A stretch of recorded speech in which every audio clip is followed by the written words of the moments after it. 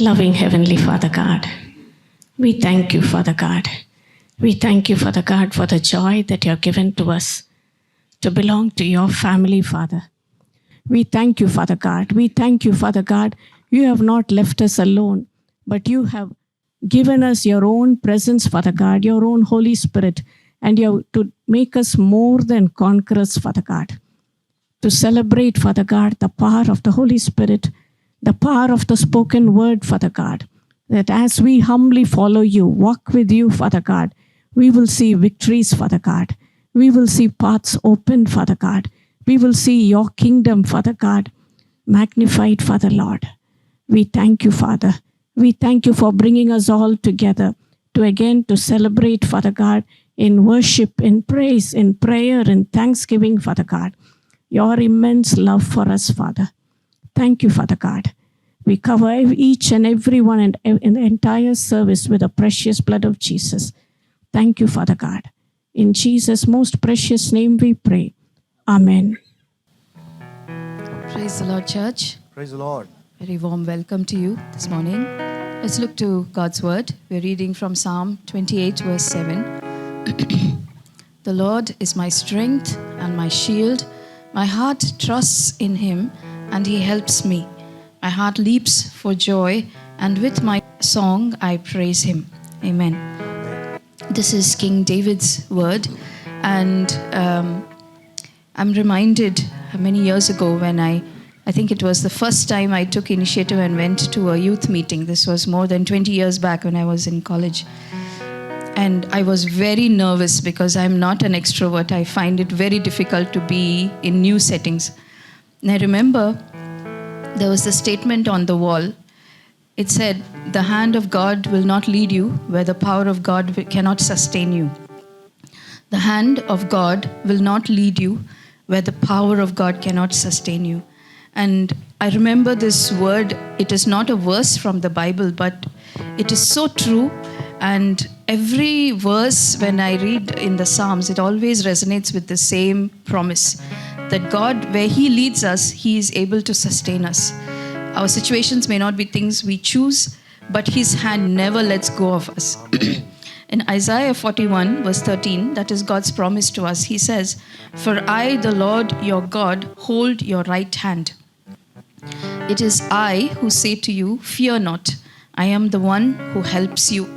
This was said during the time of Isaiah, far before Christ was born. But even today and in our future, this will remain true. Amen. This is our God, the one whose word is eternal. It never changes. He never changes. And in every moment of our life, he remains true. And when I think back on these words, I really thank the Spirit of God who reminds us of this. 20 years back, so many things have happened in between, but these words that God sows in our hearts, it always is there to sustain and strengthen us. I'm sure it is true for all of us. There are ways in which God speaks to us, and that remains in our heart, reminding us of his strength, that he never lets go. He's always there by our side. So I praise God for that this morning, and I'm really grateful that we can all come together and worship him. Once more, it's always a privilege to stand with God's people and worship him in his presence. Shall we all rise and worship God?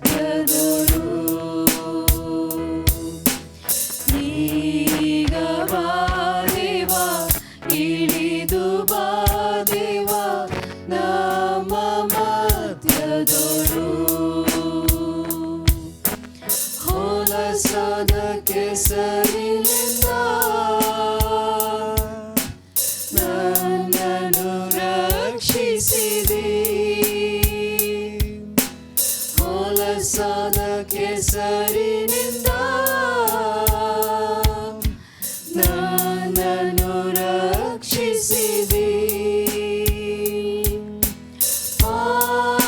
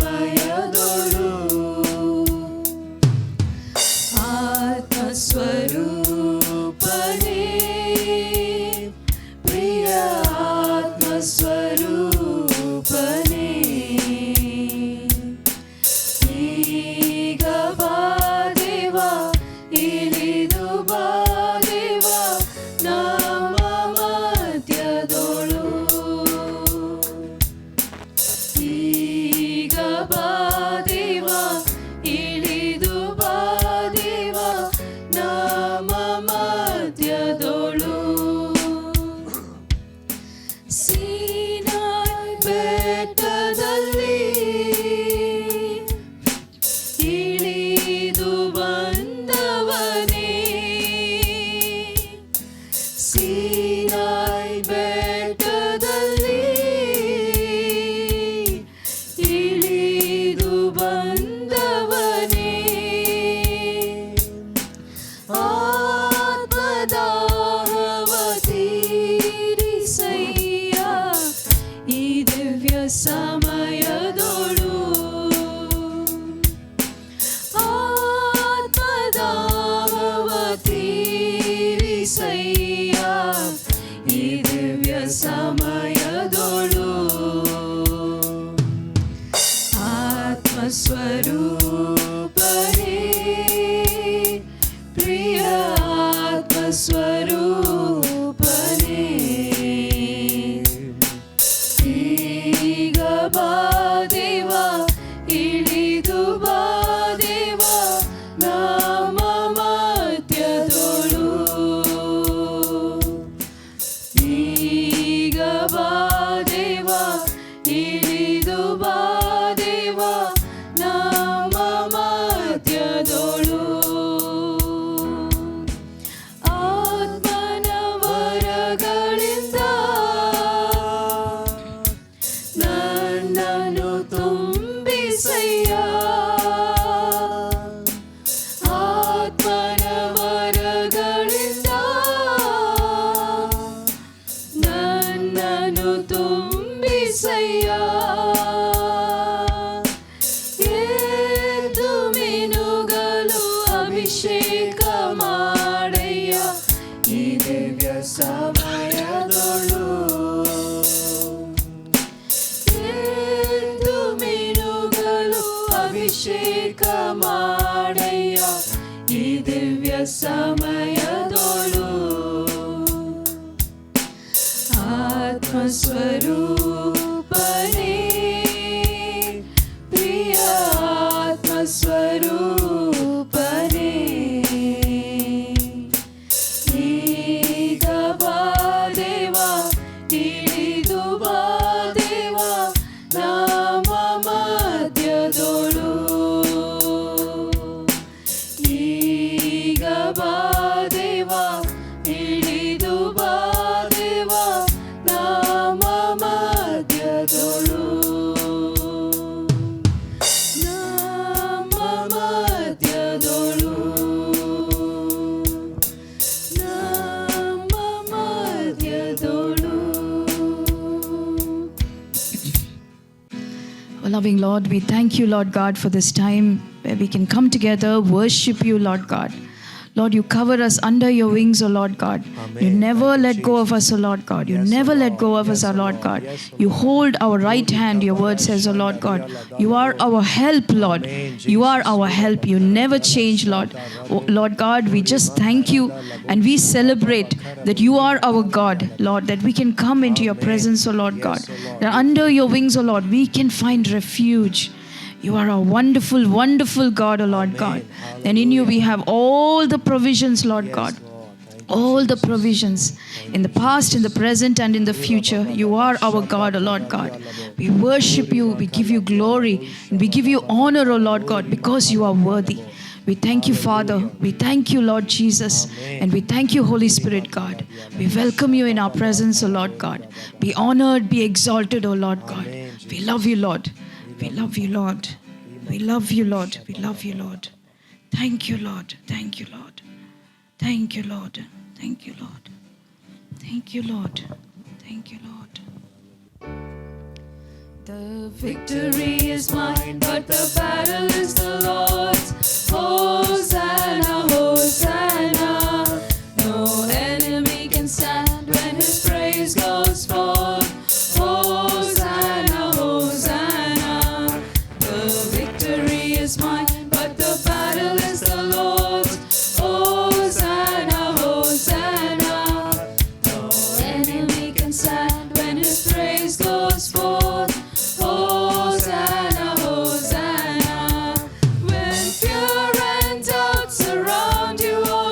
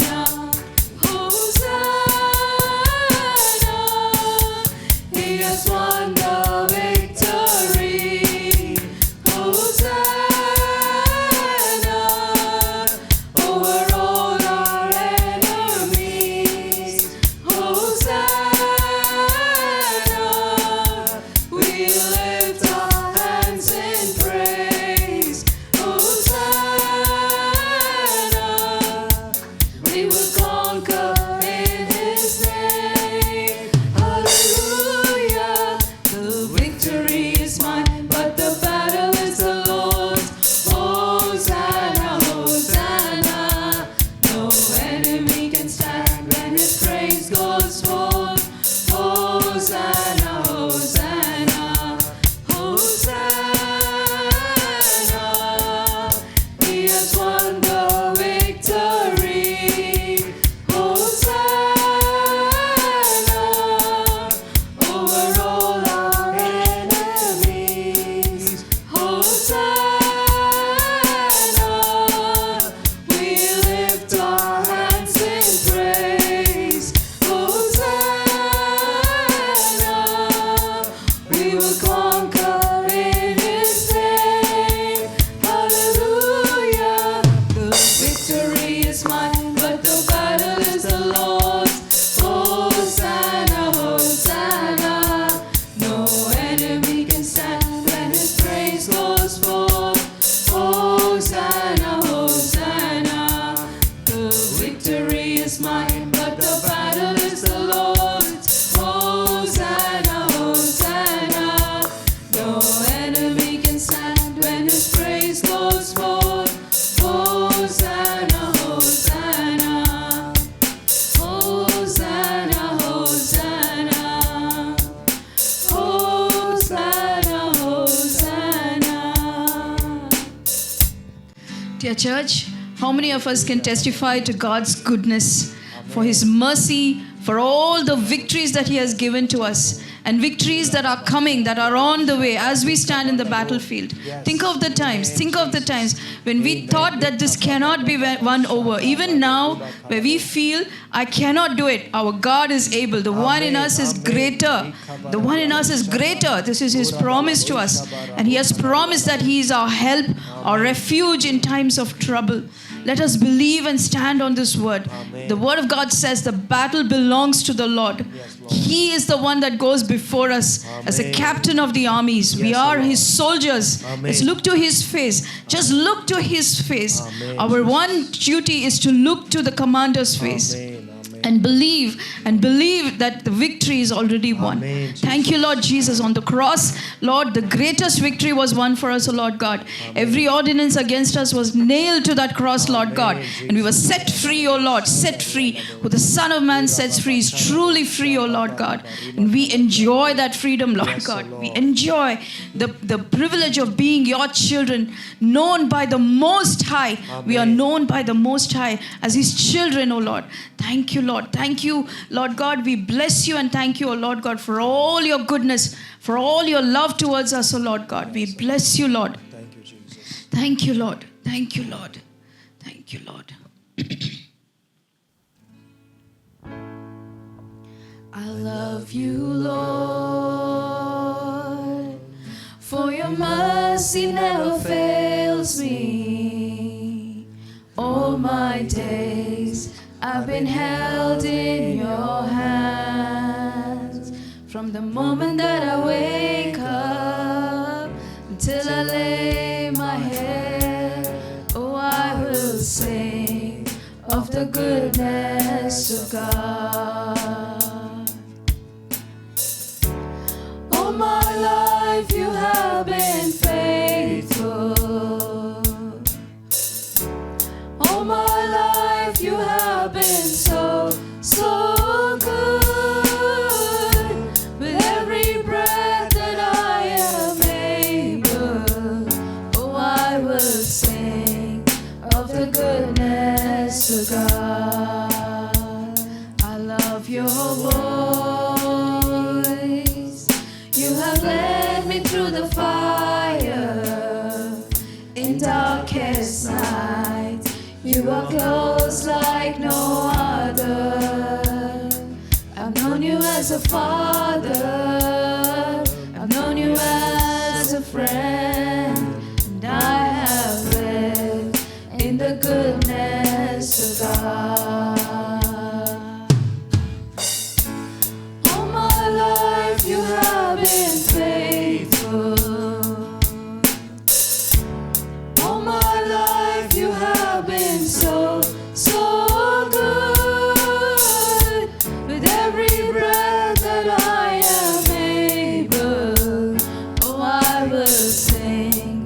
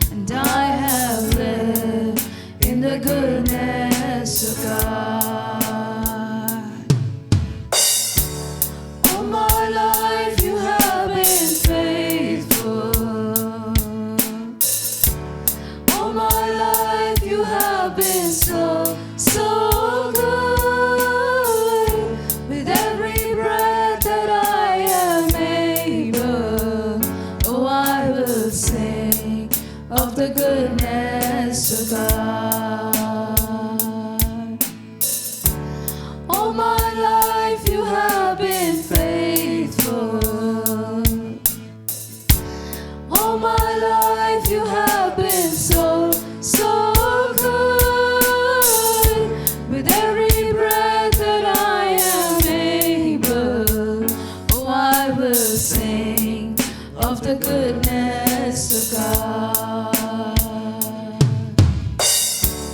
All my life you have been faithful. All my life you have been so good. With every breath that I am able, oh, I will sing of the goodness of God. Your goodness is running after me. Your goodness is running after me. With my life laid down, I'm surrendered now. I give you everything. Your goodness is running after me. Your goodness is running after me. Your goodness is running after me. With my life laid down, I'm surrendered now. I give you everything. Your goodness is running after me. All my life you have been faithful. All my life you have been so good. With every breath that I am able, oh, I will sing of the goodness of God. All my life you have been faithful. All my life you have been so good. With every breath that I am able, oh, I will sing of the goodness of God. Oh, I will sing of the goodness of God. Oh, I will sing of the goodness of God. Oh, I will sing of the goodness of God. Oh, I will sing of the goodness of God. Yes, Lord Jesus, Lord, every heart lifted up to you, Lord God, with thanksgiving, Lord, this morning. Thanking you, Lord God, for your faithfulness, your mercy, your compassion, Lord God. Undeserved, Lord God. Undeserved mercy, O Lord God. All the grace that you have poured on us, O Lord God. Even in times when we are not worthy, O Lord. Lord Jesus, so much is your compassion, Lord. So much is your goodness, Lord. You poured out your love over us, O Lord God. Until the last drop of blood, Lord Jesus, you did not stop, Lord God. You gave it all. You gave it all, O Lord God. You gave it all to us, Lord Jesus. For us, O Lord God. You never leave us. You never forsake us, O Lord God. You've promised, O Lord God, nothing can pluck us out of your hand, O Lord God. We are assured that you are our rock. You are our God, O Lord God. And Lord, you're good. You're always good, O Lord God. And we worship you. We give you glory. We give you honor, O Lord God. Be exalted on the praises of your people, O Lord God. Lord, as you stand in the midst of your church, O Lord God, Lord, we honor you. We honor you, Lord God. Be exalted. Be exalted, O Lord God. Be exalted, O Lord God. Be exalted, O Lord God.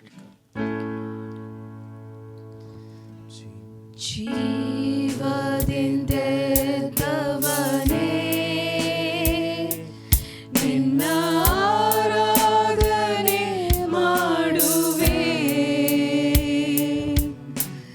ಜೀವದ ಅಧಿಪತಿಯೇ ನಿನ್ನ ಆರಾಧನೆ ಮಾಡುವೆ ಜೀವದಿಂದೆದ್ದವನೇ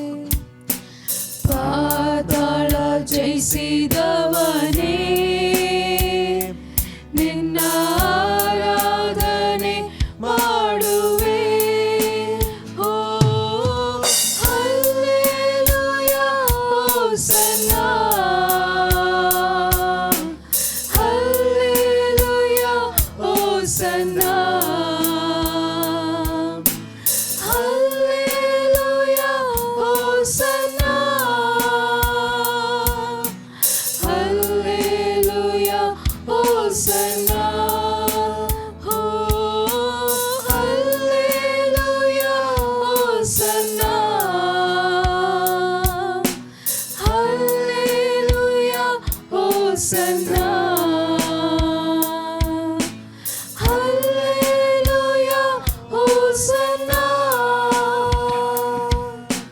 Hallelujah, Hosanna. ಮರಣವ ಗೆದ್ದವನೇ, ನಿನ್ನ ಆರಾಧನೆ ಮಾಡುವೆ. ಪಾತಾಳ ಜಯಿಸಿದವನೇ, ನಿನ್ನ ಆರಾಧನೆ ಮಾಡುವೆ. ಮರಣವ ಗೆದ್ದವನೇ, ನಿನ್ನ ಆರಾಧನೆ ಮಾಡುವೆ. ಪಾತಾಳ ಜಯಿಸಿದವನೇ, ನಿನ್ನ ಆರಾಧನೆ ಮಾಡುವೆ. ಓ ಹಲ್ಲೆಲೂಯಾ, ಹೋಸನ್ನಾ.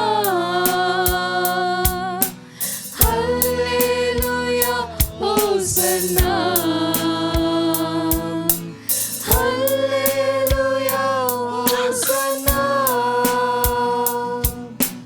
Hallelujah, hosanna. ಓ hallelujah, hosanna. Hallelujah, hosanna. Hallelujah, hosanna. Hallelujah, hosanna. Hallelujah, hosanna. Hallelujah, hosanna. Thank you, Lord Jesus, for your presence, Lord God, in this place.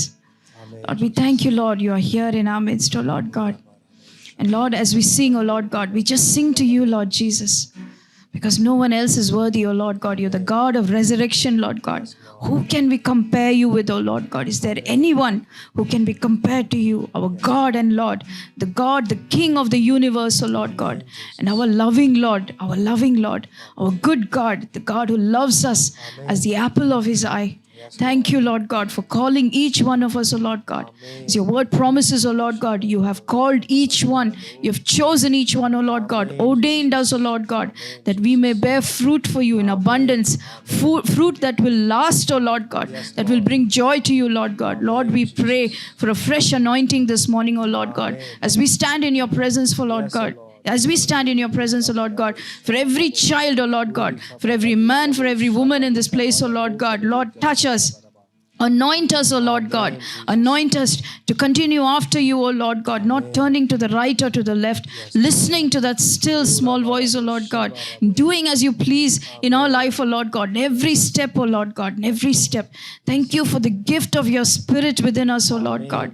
Thank you for trusting us, O Lord God, to be your church, to build your church on this earth, O Lord God. Thank you for allowing us to partner with you, Holy Spirit, God.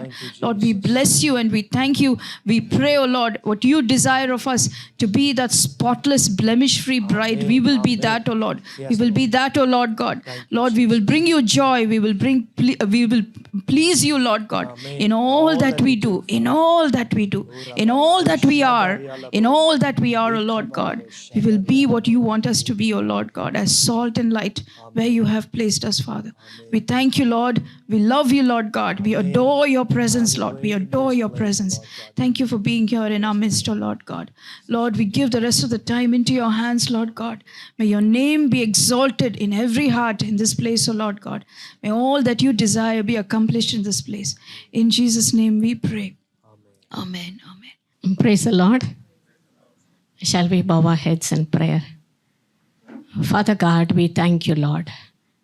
We thank you, Father God, for the peace that passes all understanding that you give to us when we draw near to you, Father God. We thank you, Father, because you're the most high God. There is none else besides you. You're the only one, Father God. And you have loved us, Father God. You have loved us with an everlasting love, Father God. And not only that, Father God, you're empowering us with your own Holy Spirit that we will be, Father God, victorious, Father God, victorious Christians, Father God, to show forth your love and light to the people, Father. We thank you, Father God, for bringing us together today, even as we study your word, meditate on your word. Help us to be focused on you, Father God, because you magnify your word more than your name, Father God. Help us to absorb your word, be strengthened in spirit, soul, and body by your word, Father God. We thank you, Father. In Jesus' most precious name we pray. Amen. Today we are just going to see how we can show God's life which is within us. God's life is within us. ಇಂದು ದೇವರ ಜೀವ ನಮ್ಮಲ್ಲಿ ಹೇಗಿದೆ ಎಂಬುದರ ಕುರಿತಾಗಿ ನಾವು ಅಭ್ಯಾಸಿಸಲಿದ್ದೇವೆ. God's Zoe life in us. ನಮ್ಮಲ್ಲಿ ದೇವರ ಝೋಯೆ ಜೀವ. Zoe meaning it is the life of God. ಝೋಯೆ ಎಂಬುದಾಗಿ ಹೇಳುವಾಗ ಅದು ದೇವರ ಜೀವವಾಗಿದೆ. That is the everlasting life. ಅದು ನಿತ್ಯ ಜೀವವಾಗಿರುವಂತಹದ್ದು. The eternal life which is in Jesus, that will be within us. ಕ್ರಿಸ್ತನಲ್ಲಿದ್ದಂಥ ಯೇಸುವಿನಲ್ಲಿದ್ದಂಥ ಆ ನಿತ್ಯ ಜೀವ ನಮ್ಮೊಳಗೆ ಇರುವಂತಹದ್ದು. Now we know the verse John 3:16. ಯೋಹಾನ 3:16 ನಮಗೆ ತಿಳಿದದೆ. For God so loved the world. ದೇವರು ಎಷ್ಟೋ ಲೋಕದ ಮೇಲೆ ಎಷ್ಟೋ ಪ್ರೀತಿಯನ್ನಿಟ್ಟು. Loved the world meaning he loved you and me individually by name. ಆತನು ನನ್ನನ್ನು ನಿಮ್ಮನ್ನು ವೈಯಕ್ತಿಕವಾಗಿ ಹೆಸರಿಡಿದು ತಿಳಿದಿರುವಂತಹದ್ದು. He loved us so much that he gave his only begotten son Jesus.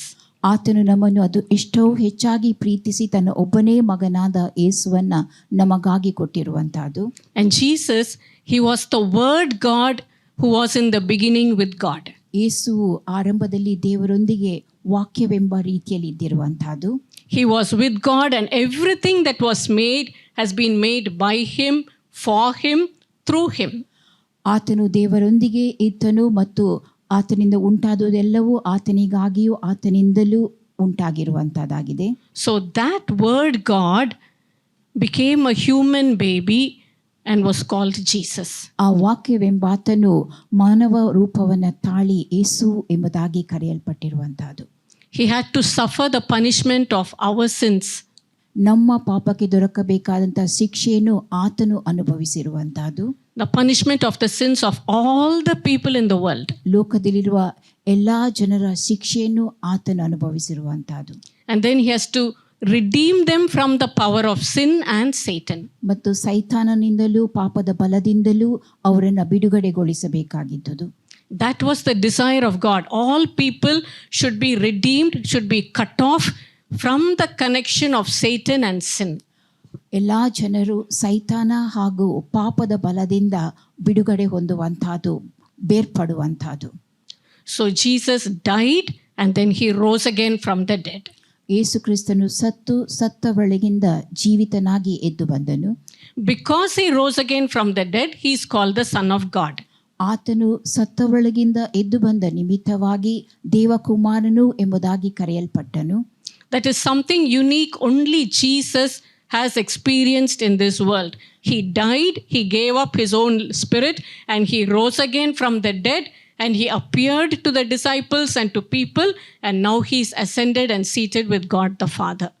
ಯೇಸು ಕ್ರಿಸ್ತನು ಸತ್ತು ಹೂಣಿಡಲ್ಪಟ್ಟನು ಮತ್ತು ಜೀವಿತನಾಗಿ ಎದ್ದು ಬಂದನು. ಆತನು ಹೂಣಿಡುವುದಕ್ಕಿಂತ ಮುಂಚಿತವಾಗಿ ತನ್ನ ಆತ್ಮವನ್ನು ಒಪ್ಪಿಸಿಕೊಂಡಿರುವಂತಹದ್ದು ಈಗ ಎದ್ದು ಬಂದು ಪರಲೋಕದಲ್ಲಿ ದೇವರೊಂದಿಗೆ ಕೂಡಿಸಲ್ಪಟ್ಟಿರುವಂತಹದ್ದು ಇದು ಯೇಸುವಿನಲ್ಲಿ ಮಾತ್ರವೇ ಇದ್ದಂಥ ಒಂದು ಅದ್ವಿತೀಯ ಸಂಗತಿಯಾಗಿರುತ್ತದೆ. No other human being could do that. ಯಾವ ಮನುಷ್ಯನೂ ಇದನ್ನು ಮಾಡಲು ಸಾಧ್ಯವಾಗಿರಲಿಲ್ಲ. So that's what the word says. If we believe that God so loved us and gave us Jesus to die for our sins and rise again from the dead, then we will have everlasting life.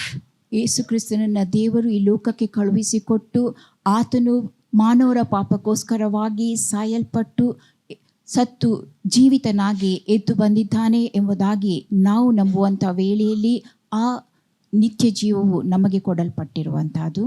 That everlasting life will spring up the day we begin to believe, receive Jesus in our life. ಯೇಸು ಕ್ರಿಸ್ತನನ್ನು ನಾವು ನಂಬಿ ಆತನನ್ನು ನಮ್ಮ ಜೀವಿತಕ್ಕೆ ಸ್ವೀಕರಿಸಿದ ವೇಳೆಯಲ್ಲಿ ಆ ನಿತ್ಯ ಜೀವವು ನಮಗೆ ಕೊಡಲ್ಪಟ್ಟಿರುತ್ತದೆ. That everlasting life is our connection with God. ಆ ನಿತ್ಯ ಜೀವ ದೇವರೊಂದಿಗೆ ನಮಗಿರುವಂಥ ಆ ಸಂಪರ್ಕವಾಗಿದೆ. We will not perish, we will not be tormented in eternal hellfire. ನಾವು ನಾಶವಾಗಿ ಹೋಗುವುದಿಲ್ಲ, ಆ ನಿತ್ಯವಾದ ನರಕಾಗ್ನಿಯಲ್ಲಿ ಯಾತನೆಗೆ ಒಳಗಾಗುವುದಿಲ್ಲ. So that means when we are saved from the torment of eternal hellfire, and we are totally saved from the control of Satan and sin, what comes within us is great relief, gratitude, thankfulness to God. ನಾವು ಆ ನಿತ್ಯವಾದ ನರಕಾಗ್ನಿಯಿಂದ ತಪ್ಪಿಸಿಕೊಂಡು ಆ ದೇವರ ಕಡೆಗೆ ತಿರುಗಿಕೊಂಡು ಆ ನಿತ್ಯ ಜೀವವನ್ನು ನಾವು ಪಡೆಕೊಂಡಂಥ ವೇಳೆಯಲ್ಲಿ ಅದು ಒಂದು ನಮಗೆ ಪರಿಹಾರವನ್ನು ಕೊಡುವಂಥದ್ದಾಗಿದೆ. So that gratitude is what causes us to say, I am saved by the grace of God. I am saved by the grace of God. ನಾನು ದೇವರ ಕೃಪೆಯಿಂದ ರಕ್ಷಿಸಲ್ಪಟ್ಟಿದ್ದೇನೆ ಎಂಬಂಥ ಆ ಕೃತಜ್ಞತಾ ಮನೋಭಾವ ನಮ್ಮದಾಗಿರುತ್ತದೆ. And that joy, that thankfulness, that as it keeps bubbling within us, we will be drawing closer to God. Lord, I love you so much. So we want to be in God's presence. We want to read His word. We want to talk to Him and pray to Him. ಆ ಕೃತಜ್ಞತಾ ಭಾವ, ಆ ಆನಂದ ನಮ್ಮೊಳಗಿಂದ ಹೊರಟು ಬರುವಂಥ ವೇಳೆಯಲ್ಲಿ ನಾವು ಆತನಿಗೆ ಸ್ತುತಿ ಸ್ತೋತ್ರವನ್ನು ಸಲ್ಲಿಸುತ್ತಾ ಆತನ ವಾಕ್ಯದಲ್ಲಿ ನಾವು ನೆಲೆಗೊಂಡು ಜೀವಿಸುವಂತೆ, ಆತನ ವಾಕ್ಯವನ್ನು ಧ್ಯಾನಿಸುವಂತೆ ಅದು ನಮ್ಮಲ್ಲಿ ಕಾರ್ಯ ನಡೆಸುತ್ತದೆ. And when we are in that close fellowship with God in thankfulness, the life and light of Jesus will begin to burn bright within us. ಆ ರೀತಿಯಾಗಿ ನಾವು ಕ್ರಿಸ್ತನ ಒಡನಾಟದಲ್ಲಿ ಇರುವಂಥ ವೇಳೆಯಲ್ಲಿ ಆತನ ಬೆಳಕು, ಆತನ ಜೀವಿತ, ಆತನ ಜೀವ ನಮ್ಮೊಳಗಿಂದ ಹೊರಟು ಬರುತ್ತದೆ. Jesus is our light and life. ಯೇಸು ಕ್ರಿಸ್ತನೇ ನಮ್ಮ ಬೆಳಕು, ಜೀವವೂ ಆಗಿದ್ದಾನೆ. And we know how in John chapter 1:1 it says, in the beginning was the Word was with God, and the Word was God. ಆದಿಯಲ್ಲಿ ವಾಕ್ಯವಿತ್ತು, ಆ ವಾಕ್ಯವು ದೇವರ ಬಳಿಯಲ್ಲಿತ್ತು, ಆ ವಾಕ್ಯ ದೇವರಾಗಿತ್ತು ಎಂಬುದನ್ನು ಯೋಹಾನ 1:1 ನಾವು ನೋಡುತ್ತೇವೆ. And then in John 1:4 it says, in him was life, and the life was the light of men. ಯೋಹಾನ 1:4 ಹೀಗೆ ಹೇಳುತ್ತದೆ, ಆತನಲ್ಲಿ ಜೀವವಿತ್ತು, ಆ ಜೀವವು ಮನುಷ್ಯರಿಗೆ ಬೆಳಕಾಗಿತ್ತು. That means in Jesus was everlasting life. ಯೇಸು ಕ್ರಿಸ್ತನಲ್ಲಿ ನಿತ್ಯ ಬೆಳಕಿದ್ದಿತ್ತು. So when Jesus is in me, the everlasting life of Jesus is in me also. ಯೇಸು ಕ್ರಿಸ್ತನು ನನ್ನೊಳಗಿರುವಾಗ ಯೇಸು ಕ್ರಿಸ್ತನ ಆ ನಿತ್ಯ ಜೀವ, ನಿತ್ಯ ಬೆಳಕು ಅದು ನಮ್ಮೊಳಗೂ ಇದ್ದಿರುವಂತಹದ್ದು. And when that light is shining in us, we will also, our life will begin to progress, advance. ಆ ಬೆಳಕು ನಮ್ಮಲ್ಲಿ ಪ್ರಕಾಶಿಸುವಂಥ ವೇಳೆಯಲ್ಲಿ ನಾವು ಮುನ್ನಡೆಯನ್ನು ಸಾಧಿಸುವವರಾಗಿದ್ದೇವೆ. It is not only spiritually, but it also physical, mental, intellectual. ಇದು ಆತ್ಮಿಕವಾಗಿ ಮಾತ್ರವೇ ಅಲ್ಲ, ಶಾರೀರಿಕವಾಗಿ, ಮಾನಸಿಕವಾಗಿ ಹಾಗೂ ಬುದ್ಧಿಯ ವಿಷಯವಾಗಿ, ಬುದ್ಧಿಮತ್ತೆ ಕುರಿತಾಗಿಯೂ. I want to share the testimony of Reverend Kenneth E. Hagin. Kenneth E Hagin ಅವರ ಒಂದು ಸಾಕ್ಷಿಯನ್ನು ನಾನು ನಿಮಗೆ ತಿಳಿಸಲು ಬಯಸುತ್ತೇನೆ. He was born again, water baptized, and he was part of the Baptist church. ಅವರು ಹೊಸದಾಗಿ ಹುಟ್ಟಿದವರಾಗಿದ್ದರು, ನೀರಿನಲ್ಲಿ ಮುಳುಗಿ ದೀಕ್ಷಾಸ್ನಾನ ಪಡೆದುಕೊಂಡಿದ್ದರು ಮತ್ತು ಒಂದು ಸಭೆಯ ಸದಸ್ಯರು ಆಗಿದ್ದರು. He was born with a deformed heart. ಅವರ ಹೃದಯದಲ್ಲಿ ಏನೋ ಒಂದು ನ್ಯೂನತೆ ಇದ್ದಿತ್ತು. He had an incurable blood disease. ಗುಣಪಡಿಸಲಾಗದ ಒಂದು ರಕ್ತ ಕಾಯಿಲೆ ಅವರಿಗಿದ್ದಿತ್ತು. And as a teenager, he was struck with paralysis and he was bedridden for 1.5 years. ಅವರು ಹದಿಹರೆಯದ ಪ್ರಾಯದವರಾಗಿದ್ದಾಗ ಪಾರ್ಶ್ವವಾಯು ರೋಗಕ್ಕೆ ಒಳಗಾಗಿ ಮಲಗಿದಲ್ಲಿ ಹಾಸಿಗೆಯಲ್ಲಿ ಬಿದ್ದವರಾಗಿದ್ದರು. He could not go to school. ಅವರು ಶಾಲೆಗೆ ಹೋಗುವುದು ಸಾಧ್ಯವಾಗಿರಲಿಲ್ಲ. Lying in bed, no hope, no cure, just waiting for death. ಅವರು ಹಾಸಿಗೆಯಲ್ಲಿ ಬಿದ್ದುಕೊಂಡಿದ್ದರು, ಯಾವ ಗುಣಪಡಿಸಲಾಗದ ಕಾಯಿಲೆ ಅವರದಾಗಿತ್ತುಕೊಂಡು ಯಾವ ನಿರೀಕ್ಷೆಯೂ ಇಲ್ಲದವರಾಗಿದ್ದರು. He would imagine his own funeral service, how they'll place him in the coffin and take him to the cemetery, how he will be lowered, how he will be buried, all that he used to imagine. ಅವರು ಆ ರೀತಿಯಾಗಿ ಮಲಗಿಕೊಂಡಿದ್ದಂಥ ವೇಳೆಯಲ್ಲಿ ಯಾವ ರೀತಿಯಾಗಿ ಅವರು ಸಾಯಲಿದ್ದಾರೆ ಮತ್ತು ಯಾವ ರೀತಿಯಾಗಿ ಅವರನ್ನು ಮರಣದ ಪೆಟ್ಟಿಗೆಯೊಳಗೆ ಹಾಕಿ ಯಾವ ರೀತಿ ಸಮಾಧಿ ಮಾಡುತ್ತಾರೆ, ಎಲ್ಲ ಸಂಗತಿಯ ಕುರಿತಾಗಿ ಅವರು ತಮ್ಮ ಮನದಲ್ಲಿ ಊಹಿಸಿಕೊಳ್ಳುತ್ತಾ ಇದ್ದರು. And because he used to imagine these things, Satan used to put fear in him and say, you're not going to heaven, you're going to hell. I'm taking you with me to hell. ಅವರು ಈ ರೀತಿಯಾಗಿ ಆಲೋಚಿಸುತ್ತಿದ್ದ ಕಾರಣದಿಂದಾಗಿ ಸೈತಾನನು ಮತ್ತಷ್ಟು ಭಯವನ್ನು ಅವರಲ್ಲಿ ಹುಟ್ಟಿಸಿ, ನೀನು ಪರಲೋಕಕ್ಕೆ ಹೋಗುವುದಿಲ್ಲ, ನರಕಕ್ಕೆ ಹೋಗುತ್ತಿ, ನಾನು ನಿನ್ನನ್ನು ನರಕಕ್ಕೆ ಕೊಂಡೊಯ್ಯುತ್ತೇನೆ ಎಂಬಂಥ ಮಾತುಗಳನ್ನು ಅವರ ಕಿವಿಯಲ್ಲಿ He used to hear those voices and he used to feel as if he is going deep down into the dark. ಅವರು ಆ ಸ್ವರವನ್ನು ಕೇಳಿಸಿಕೊಳ್ಳುತ್ತಿದ್ದರು ಮತ್ತು ತಾನು ಕೆಳಕ್ಕೆ ಮತ್ತಷ್ಟು ಕೆಳಕ್ಕೆ ಹೋಗುತ್ತಾ ಇರುವಂಥ ಅನುಭವವನ್ನು ಅನುಭವಿಸುತ್ತಿದ್ದರು. And in fear he used to scream, and then he will say, no, I don't belong to hell. I am born again, I am baptized, so I am going to God, I am going to be in heaven. ಅವರು ಭಯದಿಂದ ಕಿರುಚಾಡುತ್ತಿದ್ದರು, ಇಲ್ಲ ನಾನು ನರಕಕ್ಕೆ ಹೋಗುವವನಲ್ಲ, ನಾನು ಪರಲೋಕಕ್ಕೆ ಏರಿ ಹೋಗುವನಾಗಿದ್ದೇನೆ, ತಂದೆಯೊಂದಿಗೆ ಇರುತ್ತೇನೆ ಎಂಬಂಥ ಮಾತುಗಳನ್ನು ನುಡಿಯುತ್ತಿದ್ದರು. He got fed up. ಅವರು ಹತಾಶರಾಗಿದ್ದರು. He began to remind himself of the word of God. ದೇವರ ವಾಕ್ಯವನ್ನು ಅವರು ನೆನಪಿಸಿಕೊಳ್ಳಲಾರಂಭಿಸಿದರು. The word of God that gave him hope to believe that he will be in heaven with God. ದೇವರ ವಾಕ್ಯ ಅವರಲ್ಲಿ ನಿರೀಕ್ಷೆಯನ್ನುಂಟು ಮಾಡಿತು ಮತ್ತು ತಾನು ದೇವರೊಂದಿಗೆ ಪರಲೋಕದಲ್ಲಿ ಇರುತ್ತೇನೆ ಎಂಬುದನ್ನು ಅವರು ನಂಬುವರಾದರು. He is born again and baptized, but so many wrong thoughts and imaginations were going on in him. ಅವರು ಹೊಸದಾಗಿ ಹುಟ್ಟಿದವರಾಗಿದ್ದರು, ಮುಳುಗಿ ದೀಕ್ಷಾ ಸ್ನಾನವನ್ನು ಪಡೆದುಕೊಂಡಿದ್ದರು, ಆದಾಗ್ಯೂ ಅನೇಕ ತಪ್ಪಾದ ಆಲೋಚನೆಗಳು ಅವರ ಮನದಿಂದ ಹೊರಟು ಬರುತ್ತಾ ಇತ್ತು. Then he read the word in Mark chapter 11 verse 23 and 24, when you pray, believe that you receive them and you will have them. ನೀವು ಪ್ರಾರ್ಥಿಸುವಾಗ ಅದನ್ನು ನೀವು ಹೊಂದಿಕೊಂಡಿದ್ದೀರಿ ಎಂಬುದಾಗಿ ನಂಬುವುದಾದರೆ ಅದು ನಿಮ್ಮದಾಗುವುದು ಎಂಬ ಮಾರ್ಕ 11ರಲ್ಲಿ ಬರೆದಂಥ ವಾಕ್ಯವನ್ನು ಅವರು ಜ್ಞಾಪಿಸಿಕೊಂಡರು. He held on to that word. ಆ ವಾಕ್ಯವನ್ನು ಅವರು ಗಟ್ಟಿಯಾಗಿ ಹಿಡಿದುಕೊಂಡರು. He began to visualize, I will believe what I'm going to pray, that I'm going to receive it.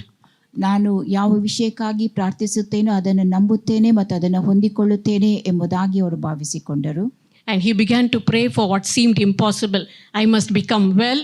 I must be able to get out of this bed. I should be able to walk, go back to school. I should be healthy. My blood should be normal. My heart should be healthy. I should be a normal teenager, healthy teenager. That was what he began to believe and ask God in prayer. ನಾನು ಈ ಹಾಸಿಗೆಯಿಂದ ಎದ್ದು ಗುಣವಾಗಿ ನಡೆದಾಡುತ್ತೇನೆ ಮತ್ತು ಶಾಲೆಗೂ ನಾನು ಹೋಗಲು ಸಾಧ್ಯವಾಗುತ್ತದೆ ಎಂಬಂಥ ಸಕಾರಾತ್ಮಕವಾದ ವಿಷಯಗಳನ್ನು ಅವರು ನಂಬಿ ಅರಿಕೆ ಮಾಡಲಾರಂಭಿಸಿದರು, ಪ್ರಾರ್ಥಿಸಿದರು. It was not many days. ಬಹು ಸಮಯ ತೆಗೆದುಕೊಳ್ಳಲಿಲ್ಲ. And as he was lying in bed again, it just triggered him. Pray, believe and pray and receive. Believe. Something kept triggering him. Ask and receive. Believe it. ಬೇಡಿಕೊಳ್ಳು, ಪ್ರಾರ್ಥಿಸು, ಕೇಳಿಕೊಳ್ಳು, ನಿನಗೆ ಉತ್ತರ ದೊರಕುತ್ತದೆ ಎಂಬಂಥ ಆ ಮಾತುಗಳು ಮತ್ತೆ ಮತ್ತೆ ಅವರ ಹೃದಯದಲ್ಲಿ ಮನದಲ್ಲಿ ಎದ್ದು ಬರುತ್ತಾ ಇತ್ತು. So he prayed. ಅವರು ಪ್ರಾರ್ಥಿಸಿದರು. And he said, I thank you, Lord, I receive, I believe it. ಸ್ತೋತ್ರ ತಂದೆ, ನಾನು ಇದನ್ನು ಸ್ವಸ್ಥತೆಯನ್ನು ಪಡೆದುಕೊಂಡಿದ್ದೇನೆ, ಇದನ್ನು ನಂಬುತ್ತೇನೆ ಎಂಬುದಾಗಿ ಅವರು ಹೇಳಿದರು. His legs began to stretch out normally. ಅವರ ಕಾಲುಗಳು ಸರಿಯಾಗಿ ನೇರವಾಗಿ ಇಡಲು ಸಾಧ್ಯವಾಯಿತು. He became bold. He said, now I'll put my legs outside the bed. Got up from the bed and he stood up. ಅವರು ಧೈರ್ಯದಿಂದ ತಮ್ಮ ಕಾಲುಗಳನ್ನು ಕೆಳಕಿಟ್ಟು ಎದ್ದು ನಿಂತರು. Standing for the first time after 1.5 years. 1.5 ವರ್ಷದ ಬಳಿಕ ಮೊದಲ ಬಾರಿ ಅವರು ಎದ್ದು ನಿಂತರು. He changed his clothes. ತಮ್ಮ ಬಟ್ಟೆಯನ್ನು ಬದಲಾಯಿಸಿದರು. And slowly he climbed down the steps, came down to the dining room where his mother was seated. ಮೆಲ್ಲಗೆ ಮೆಟ್ಟಲ್ಲಿ ಇಳಿದು ಬಂದು ಯಾವ ಸ್ಥಳದಲ್ಲಿ ಆ ಊಟದ ಕೋಣೆಯಲ್ಲಿ ತಾಯಿ ಕುಳಿತಿದ್ದರೋ ಆ ಸ್ಥಳಕ್ಕೆ ಅವರು ಬಂದರು. His mother was shocked, scared, stunned. What is happening? Is it really my son who has come down alive and well? She could not believe. ಅವರನ್ನು ಕಂಡ ಕೂಡಲೇ ತಾಯಿ ಅವರು ಅಚ್ಚರಿಪಟ್ಟರು. ತನ್ನ ಮಗನೋ ಇದು ಅಸ್ವಸ್ಥನಾಗಿದ್ದಂಥ ಮಗನಿಲ್ಲಿ ಬಂದು ನಿಂತಿದ್ದನೋ ಎಂಬುದಾಗಿ ಅವರಿಗೆ ನಂಬುವುದು ಸಾಧ್ಯವಾಗದೆ ಹೋಯಿತು. Then he was declared completely normal by the doctor. ವೈದ್ಯರು ಕೂಡ ಇವರು ಸೌಖ್ಯವಾಗಿದ್ದಾರೆ, ಯಾವ ಕಾಯಿಲೆಯೂ ಇಲ್ಲ ಎಂಬುದಾಗಿ ತಿಳಿಸಿದರು. And he said, I'm going to school. ಮತ್ತು ಅವರು ನಾನು ಶಾಲೆಗೆ ಹೋಗುತ್ತೇನೆ ಎಂಬುದಾಗಿ ಹೇಳಿದರು. Everything, the formalities were done. From his house he used to walk to the school, a few kilometers. ಆ ಬಳಿಕ ಅವರು ತಮ್ಮ ಮನೆಯಿಂದ ಕೆಲವು ಕಿಲೋಮೀಟರ್ ದೂರವಿದ್ದ ಶಾಲೆಗೆ ನಡೆದುಕೊಂಡು ಹೋಗಲಾರಂಭಿಸಿದರು. And this word he used to meditate and keep saying it. In him was life and the life was the light of men. ಆತನಲ್ಲಿ ಜೀವವಿತ್ತು, ಆ ಜೀವವು ಮನುಷ್ಯರಿಗೆ ಬೆಳಕಾಗಿತ್ತು ಎಂಬುದನ್ನು ಅವರು ಅರಿಕೆ ಮಾಡುತ್ತಾ ಧ್ಯಾನಿಸುತ್ತಾ ಇದ್ದರು. He said, Jesus is in me and the life and light of Jesus is in me. So I will study well. ಏಸು ನನ್ನಲ್ಲಿದ್ದಾನೆ, ಏಸುವಿನ ಜೀವ ಹಾಗೂ ಬೆಳಕು ನನ್ನಲ್ಲಿದೆ, ನಾನು ಚೆನ್ನಾಗಿ ನನ್ನ ವಿದ್ಯಾಭ್ಯಾಸ ಮಾಡುತ್ತೇನೆ ಎಂಬುದಾಗಿ ಹೇಳಿದರು. In school, he got all A grades. ಶಾಲೆಯಲ್ಲಿ ಎಲ್ಲ ವಿಷಯಗಳಲ್ಲಿಯೂ ಅವರಿಗೆ ಎ ಗ್ರೇಡ್ ದೊರಕಿತ್ತು. Any chapter that the teacher would read, whatever subject it might be, once the book is closed, he will be able to recite from memory that entire chapter. ಶಿಕ್ಷಕರು ಬೋಧಿಸಿದ ವಿಷಯದಲ್ಲಿ ಯಾವುದೇ ವಿಷಯವಾಗಿರಲಿ, ಅವರು ಬೋಧಿಸಿದ ಬಳಿಕ ಆ ಪುಸ್ತಕಗಳನ್ನು ಮುಚ್ಚಿಟ್ಟು ಅವರು ಆ ಪುಸ್ತಕದಲ್ಲಿದ್ದಂಥ ಎಲ್ಲ ಸಂಗತಿಯ ಎಲ್ಲ ವಿಷಯಗಳನ್ನು ಅವರು ಕಂಠಪಾಠ ಮಾಡಿ ಹೇಳಲು ಸಾಧ್ಯವಾಗಿತ್ತು. He said it was not that I had a supernatural brain, but Jesus in me is my life and my light. ಅಸಾಧಾರಣವಾದ ಮೆದುಳು ನನ್ನದಾಗಿಲ್ಲ, ಆದರೆ ಏಸು ನನ್ನಲ್ಲಿದ್ದಾನೆ, ಆತನೇ ನನಗೆ ಜೀವವು ಬೆಳಕು ಆಗಿದ್ದಾನೆ ಎಂಬುದಾಗಿ ಅವರು ಹೇಳಿದರು. Before he fell sick, he used to get only D grade. ಅವರು ಅಸೌಖ್ಯದಲ್ಲಿ ಬೀಳುವುದಕ್ಕಿಂತ ಮುಂಚಿತವಾಗಿ ಅವರಿಗೆ ದೊರಕುತ್ತಿದ್ದುದು ಕೇವಲ ಡಿ ಗ್ರೇಡ್ ಆಗಿತ್ತು. So it was a big change and a great testimony that Jesus had caused the transformation in not only in his physical body but also in his mind and in his spirit. ಅದೊಂದು ದೊಡ್ಡ ಅಸಾಧಾರಣವಾದ ಒಂದು ಬದಲಾವಣೆ ಅವರಲ್ಲಿ ಉಂಟಾಗಿರುವಂತಹದ್ದು ಏಸು ಅವರೊಳಗಿದ್ದ ನಿಮಿತ್ತವಾಗಿ ಕೇವಲ ಶರೀರದಲ್ಲಿ ಮಾತ್ರವೇ ಅಲ್ಲ, ಅವರ ಮನಸ್ಸಿನಲ್ಲೂ ಉಂಟಾದ, ಬುದ್ಧಿಮತ್ತೆಯಲ್ಲಿ ಉಂಟಾದಂಥ ಒಂದು ದೊಡ್ಡ ಬದಲಾವಣೆ. It's something that we need to grasp into our life. ಇದನ್ನೇ ನಾವು ನಮ್ಮ ಜೀವಿತಕ್ಕೂ ತೆಗೆದುಕೊಳ್ಳುವಂತಾಗಬೇಕು. And we must be encouraged to press forward in that. ಮತ್ತು ಅದರಲ್ಲೇ ನಾವು ಮುಂದುವರಿಯುವಂತೆ ನಮ್ಮನ್ನು ಪ್ರೋತ್ಸಾಹಪಡಿಸಿಕೊಳ್ಳಬೇಕು. Because Proverbs 4:18 says, the path of the just is as the shining light that shineth more and more unto the perfect day. ಜ್ಞಾನೋಕ್ತಿ 4:18 ಹೀಗೆ ಹೇಳುತ್ತದೆ, ನೀತಿವಂತರ ಮಾರ್ಗವು ಮಧ್ಯಾಹ್ನದವರೆಗೂ ಹೆಚ್ಚುತ್ತಾ ಬರುವ ಬೆಳಗಿನ ಬೆಳಕಿನಂತಿದೆ. Amen. So we are being justified by God. We must say, Lord, I must shine spirit, soul and body more and more every day. ನಾವು ದೇವರಿಂದ ನೀತಿವಂತರಾಗಿಸಲ್ಪಟ್ಟವರಾಗಿದ್ದೇವೆ. ನಾವು ನಮ್ಮ ಶರೀರ, ಆತ್ಮ, ಪ್ರಾಣದಲ್ಲಿ ಪ್ರತಿನಿತ್ಯವೂ ಹೆಚ್ಚು ಹೆಚ್ಚಾಗಿ ಪ್ರಕಾಶಿಸಬೇಕು ಎಂಬುದಾಗಿ ಹೇಳುವವರಾಗಿರಬೇಕು. And Jesus said, John chapter 8 verse 12, I am the light of the world. He that followeth me shall not walk in darkness, but shall have the light of life.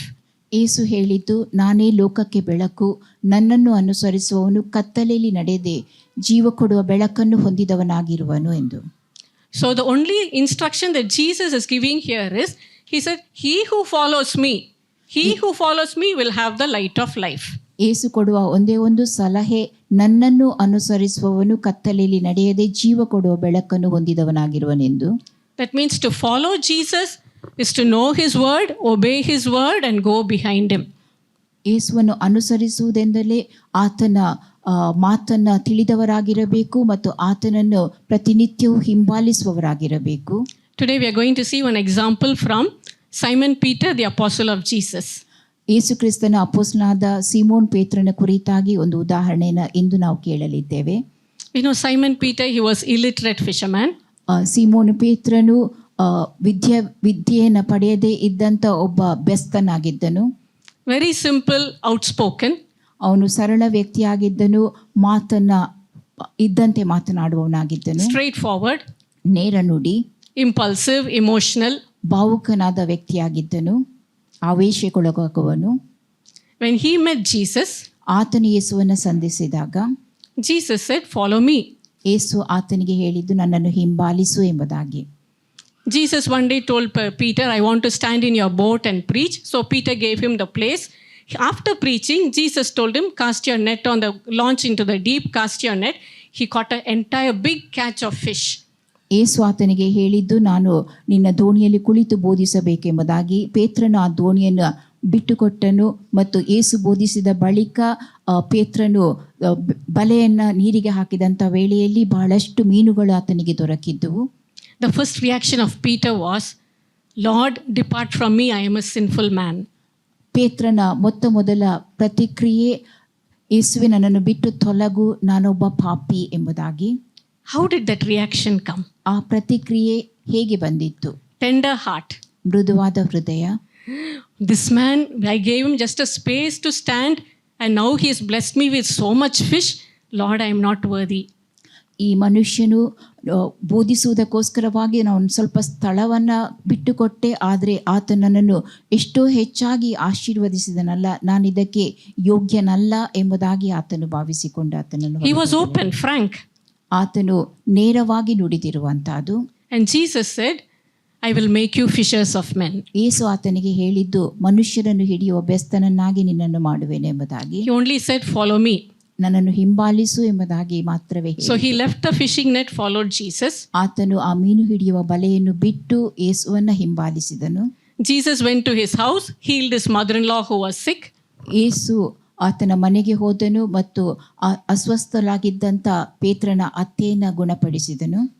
Then later on, Jesus also, when he had his disciples, he taught them and he told them, now you all go, preach that the kingdom of heaven is at hand, heal the sick, cleanse the lepers, raise the dead. And they all did. ಯೇಸು ಕ್ರಿಸ್ತನು ತನ್ನ ಶಿಷ್ಯರಿಗೆ ಹೇಳಿದಂಥ ಮಾತು, ನೀವೆಲ್ಲರೂ ಹೊರಟು ಹೋಗಿ, ದೇವರಾಜ್ಯವು ಸಮೀಪವಾಗಿದೆ, ನೀವು ಹೊರಟು ಹೋಗಿ ರೋಗಿಗಳನ್ನು ಗುಣಪಡಿಸಿರಿ, ದೆವ್ವಗಳನ್ನು ಓಡಿಸಿರಿ ಎಂಬುದಾಗಿ. ಮತ್ತು ಅವರು ಹೊರಟು ಹೋಗಿ ಆ ರೀತಿಯಾಗಿ ಕಾರ್ಯ ನಡೆಸಿದರು.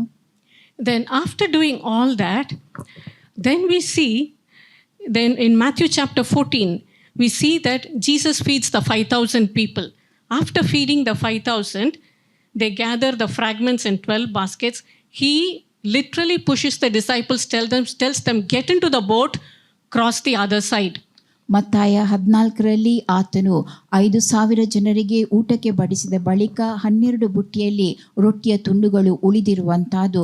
ಆ ಬಳಿಕ ಆತನು ಶಿಷ್ಯರಿಗೆ ಹೇಳಿರುವಂತಹದ್ದು, ಈ ಆಚೆ ದಡಕ್ಕೆ ನೀವು ಹೊರಟು ಹೋಗಿರಿ ಎಂಬುದಾಗಿ. And they are rowing. Halfway through, the storm comes and stops the boat. But still they are rowing and rowing and rowing. Evening, night, midnight, past midnight, they are not stopping. They are still rowing the boat halfway on the lake. ಅವರು ಆ ರೀತಿಯಾಗಿ ದೋಣಿಯಲ್ಲಿ ಹೊರಟು ಹೋಗುವಂಥ ವೇಳೆಯಲ್ಲಿ ಬಿರುಗಾಳಿ ಇದ್ದಂಥ ನಿಮಿತ್ತವಾಗಿ ಅವರು ದೋಣಿಯನ್ನು ನಡೆಸುತ್ತಾ ಇದ್ದರು, ಆದರೆ ಆಚೆ ದಡವನ್ನು ಮುಟ್ಟುವುದಕ್ಕೆ ಸಾಧ್ಯವಾಗಿರಲಿಲ್ಲ, ಅರ್ಧ ಮಾರ್ಗದಲ್ಲೇ ಇದ್ದರು. That time Jesus sees them from the top of the mountain. He comes down walking on the water. All the other disciples are afraid. And when Jesus says, it is I, Peter's the only one who says, Lord, if it is you, bid me come and I will come. ಯೇಸು ಕ್ರಿಸ್ತನು ಅವರು ಪ್ರಯಾಸ ಪಡುತ್ತಾ ಇರುವಂಥದ್ದನ್ನು ಬೆಟ್ಟದ ತುದಿಯಿಂದ ನೋಡಿ ಸಮುದ್ರದಲ್ಲಿ ನಡೆದುಕೊಂಡು ಬರುತ್ತಾ ಇದ್ದನು. ಆತನು ಆ ರೀತಿಯಾಗಿ ಸಮುದ್ರದಲ್ಲಿ ನಡೆದುಕೊಂಡು ಬರುವಂಥ ವೇಳೆಯಲ್ಲಿ ಶಿಷ್ಯರು ಭಯಪಟ್ಟ ಕಾರಣದಿಂದಾಗಿ ಯೇಸು ತಾನು ಎಂಬುದನ್ನು ಅವರಿಗೆ ತಿಳಿಸುವಂಥ ವೇಳೆಯಲ್ಲಿ ಪೇತ್ರನು ಮಾತ್ರವೇ ನುಡಿದದ್ದು, ಇದು ನೀನೇ ಆಗಿದ್ದಲ್ಲಿ ನಾನು ನೀರಿನಲ್ಲಿ ನಡೆದು ಬರುವಂತೆ ಮಾಡು ಎಂಬುದಾಗಿ. Jesus says, come. And Peter got out of the boat, walked on the stormy waves and went towards Jesus. The minute he looked around and saw the sea, then he began to sink. But then Jesus said, oh, thou of little faith, and he pulled him up and saved him. And both together walked on the water and entered the boat.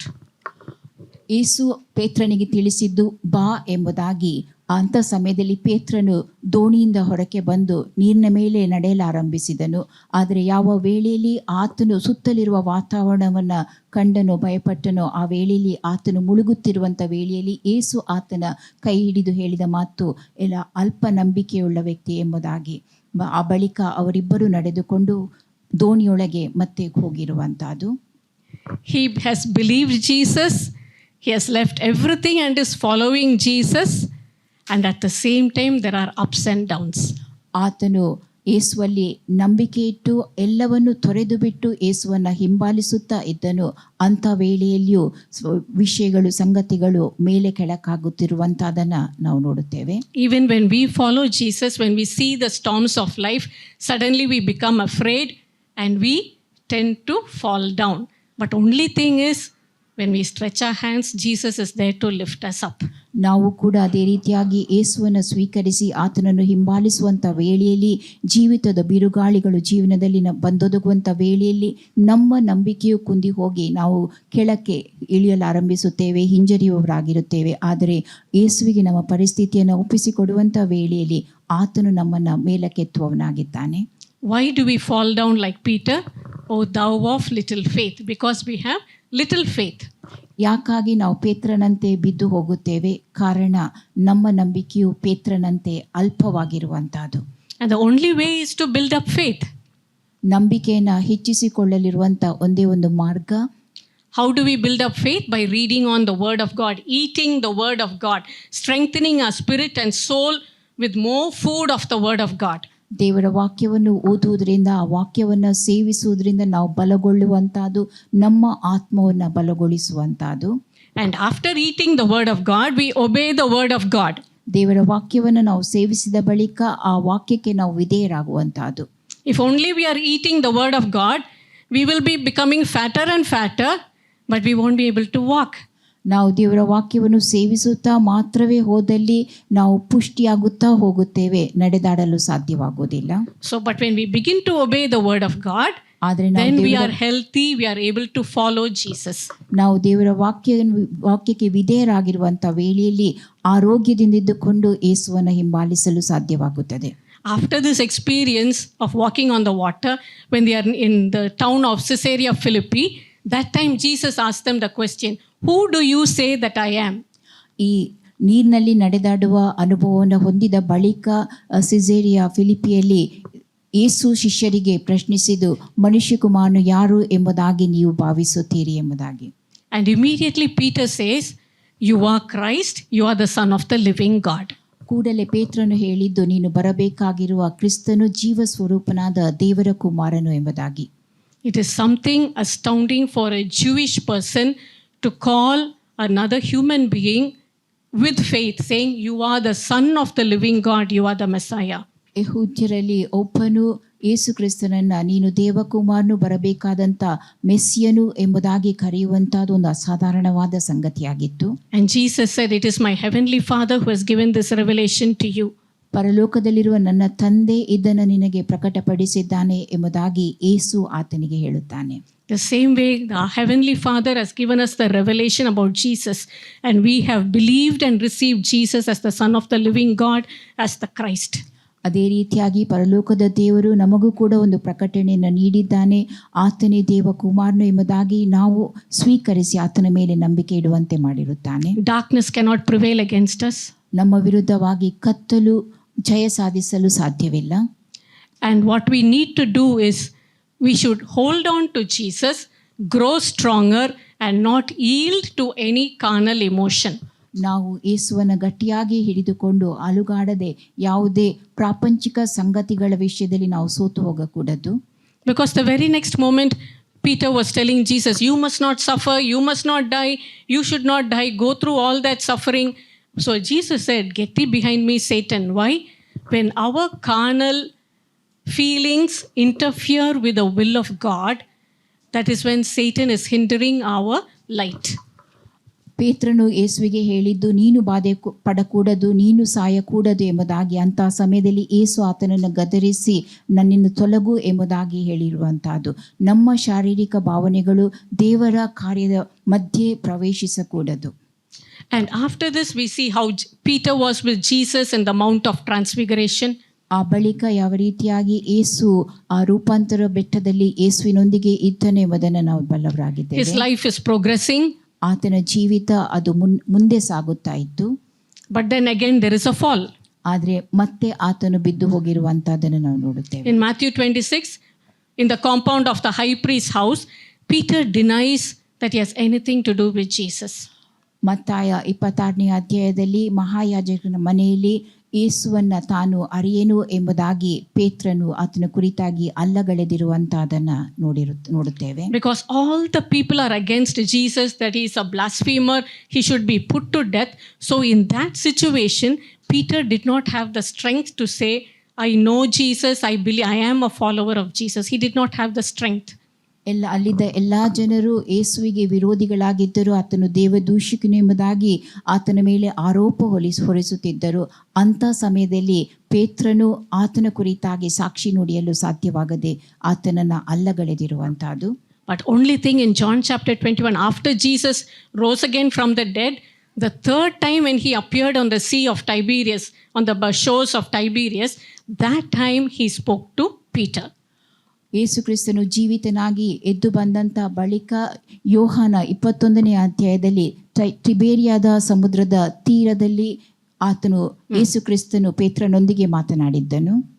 He said, "Do you love me more than these?" ಇವೆಲ್ಲವುಗಳಿಂದ ಹೆಚ್ಚಾಗಿ ನೀನು ನನ್ನನ್ನು ಪ್ರೀತಿಸುವಿಯೋ. Because at that time also Jesus did a miracle. He told them to cast the net into the sea and they caught 153 big fishes. ಆ ಸಮಯದಲ್ಲಿಯೂ ಯೇಸು ಅದ್ಭುತ ಕಾರ್ಯವನ್ನು ಮಾಡಿದ್ದನು. ಸಮುದ್ರದ ಮಧ್ಯಕ್ಕೆ ಬಲೆಯನ್ನು ಬೀಸಿ ಎಂಬುದಾಗಿ ಹೇಳಿದಂಥ ವೇಳೆಯಲ್ಲಿ 153 ದೊಡ್ಡದಾದ ಮೀನುಗಳನ್ನು ಅವರು ಹಿಡಿದಿದ್ದರು.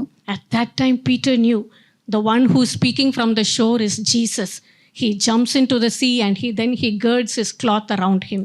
ಆ ಸಮಯದಲ್ಲಿ ಪೇತ್ರನು ಅರಿತುಕೊಂಡದ್ದು ದಡದಲ್ಲಿ ನಿಂತು ಮಾತನಾಡುವಂಥ ವ್ಯಕ್ತಿ ಆತನು ಯೇಸು ಎಂಬುದಾಗಿ ತಿಳಿದು ತನ್ನ ನಡುಕಟ್ಟನ್ನು ಕಟ್ಟಿ ಸಮುದ್ರಕ್ಕೆ ಹಾರಿ ಅಲ್ಲಿ ಆ ಸ್ಥಳಕ್ಕೆ ಬರುತ್ತಾನೆ. He doesn't speak anything. ಆತನು ಏನು ಮಾತನಾಡಲಿಲ್ಲ. Other disciples don't speak anything. ಇತರ ಶಿಷ್ಯರುಗಳು ಕೂಡ ಏನು ಮಾತನಾಡಲಿಲ್ಲ. But Jesus has kept the fish ready. He has cooked it on the fire. He says, "Have, eat." ಯೇಸು ಆ ಸ್ಥಳದಲ್ಲಿ ಮೀನುಗಳನ್ನು ಕಾಯಿಸಿ ಸಿದ್ಧಪಡಿಸಿದ್ದನು ಮತ್ತು ನೀವು ಈ ಆಹಾರವನ್ನು ಸೇವಿಸಿ ಎಂಬುದಾಗಿ ಅವರು ಶಿಷ್ಯರಿಗೆ ತಿಳಿಸುತ್ತಾನೆ. And then he asked, "Simon, do you love me more than these?" ಆ ಬಳಿಕ ಯೇಸು ಸಿಮೋನನೇ ಇವೆಲ್ಲವುಗಳಿಗಿಂತ ಹೆಚ್ಚಾಗಿ ನನ್ನನ್ನು ಪ್ರೀತಿಸುವಿಯೋ ಎಂಬುದಾಗಿ Do you love me more than your livelihood, your career, your security? Do you love me more than that? ನಿನ್ನ ಉದ್ಯೋಗ, ನಿನ್ನ ಭದ್ರತೆ, ನಿನಗೇನಿದೆಯೋ ಅವೆಲ್ಲವುಗಳಿಗಿಂತ ಹೆಚ್ಚಾಗಿ ನನ್ನನ್ನು ಪ್ರೀತಿಸುವಿಯೋ ಎಂಬುದಾಗಿ ಪ್ರಶ್ನಿಸುತ್ತಾನೆ. And Peter definitely he would have felt very, very bad at that time. ಆ ಸಮಯದಲ್ಲಿ ಪೇತ್ರನು ಬಹಳ ಒಂದು ಕೆಟ್ಟವಾದ ಅನುಭವಕ್ಕೆ ಒಳಗಾಗಿದ್ದಿರಬಹುದು. We would have also done the same thing. ನಾವು ಕೂಡ ಅದೇ ರೀತಿಯಾಗಿ ಮಾಡಬಹುದು. If we had denied our own friend and the friend is very loving and very this thing, "No, come and eat with me, do this," and so hospitable, we will feel bad. Such a loving friend, I denied him, I betrayed him. We would have felt bad. We would have said, "Yes, Lord, yes, definitely I love you, I will be with you." ನಾವು ಕೂಡ ಅದೇ ರೀತಿಯಾಗಿ ಮಾಡಬಹುದು. ಯಾವುದೇ ಒಬ್ಬ ಉತ್ತಮ ಸ್ನೇಹಿತನನ್ನು ನಾವು ಅಲ್ಲಗಳೆದಿರುವಾಗ ನಿರಾಕರಿಸಿ ಅವರನ್ನು ತ್ಯಜಿಸಿ ಬಿಟ್ಟಂಥ ವೇಳೆಯಲ್ಲಿ ಅವರು ನಮಗೆ ಉತ್ತಮವಾದ ಅತಿಥಿ ಸತ್ಕಾರವನ್ನು ಮಾಡುವುದಾದಲ್ಲಿ ನಾವು ಕೂಡ ಒಂದು ಮನದಲ್ಲಿ ಬೇಸರ ಪಟ್ಟುಕೊಳ್ಳುತ್ತೇವೆ. ಅಂಥ ಸಮಯದಲ್ಲಿ ಪೇತ್ರನಿದ್ದಂಥ ವೇಳೆ ಪೇತ್ರನಿಗೂ ಕೂಡ ಯೇಸು ಪ್ರಶ್ನಿಸಿದ್ದು, ನೀನು ಪ್ರೀತಿಸುವಿಯೋ ಎಂಬುದಾಗಿ. ಹೌದು, ನಾನು ಪ್ರೀತಿಸುತ್ತೇನೆ ಎಂಬುದಾಗಿ ಆತನು ಪ್ರತಿಕ್ರಿಯಿಸಿರುವಂಥದ್ದು. Only thing special, Jesus pressed on. Not just once, twice, 3 times he asked, "Do you love me? Do you love me more than these?" ಯೇಸು ಕೇವಲ 1 ಬಾರಿ ಅಲ್ಲ, 2 ಬಾರಿ, 3 ಬಾರಿ ಮತ್ತೆ ಮತ್ತೆ ನೀನು ನನ್ನನ್ನು ಪ್ರೀತಿಸುವಿಯೋ ಎಂಬುದಾಗಿ ಕೇಳಿರುವಂತಹದ್ದು. And that means after that Peter cannot hold himself. "You know everything. I love you." That is all he could say.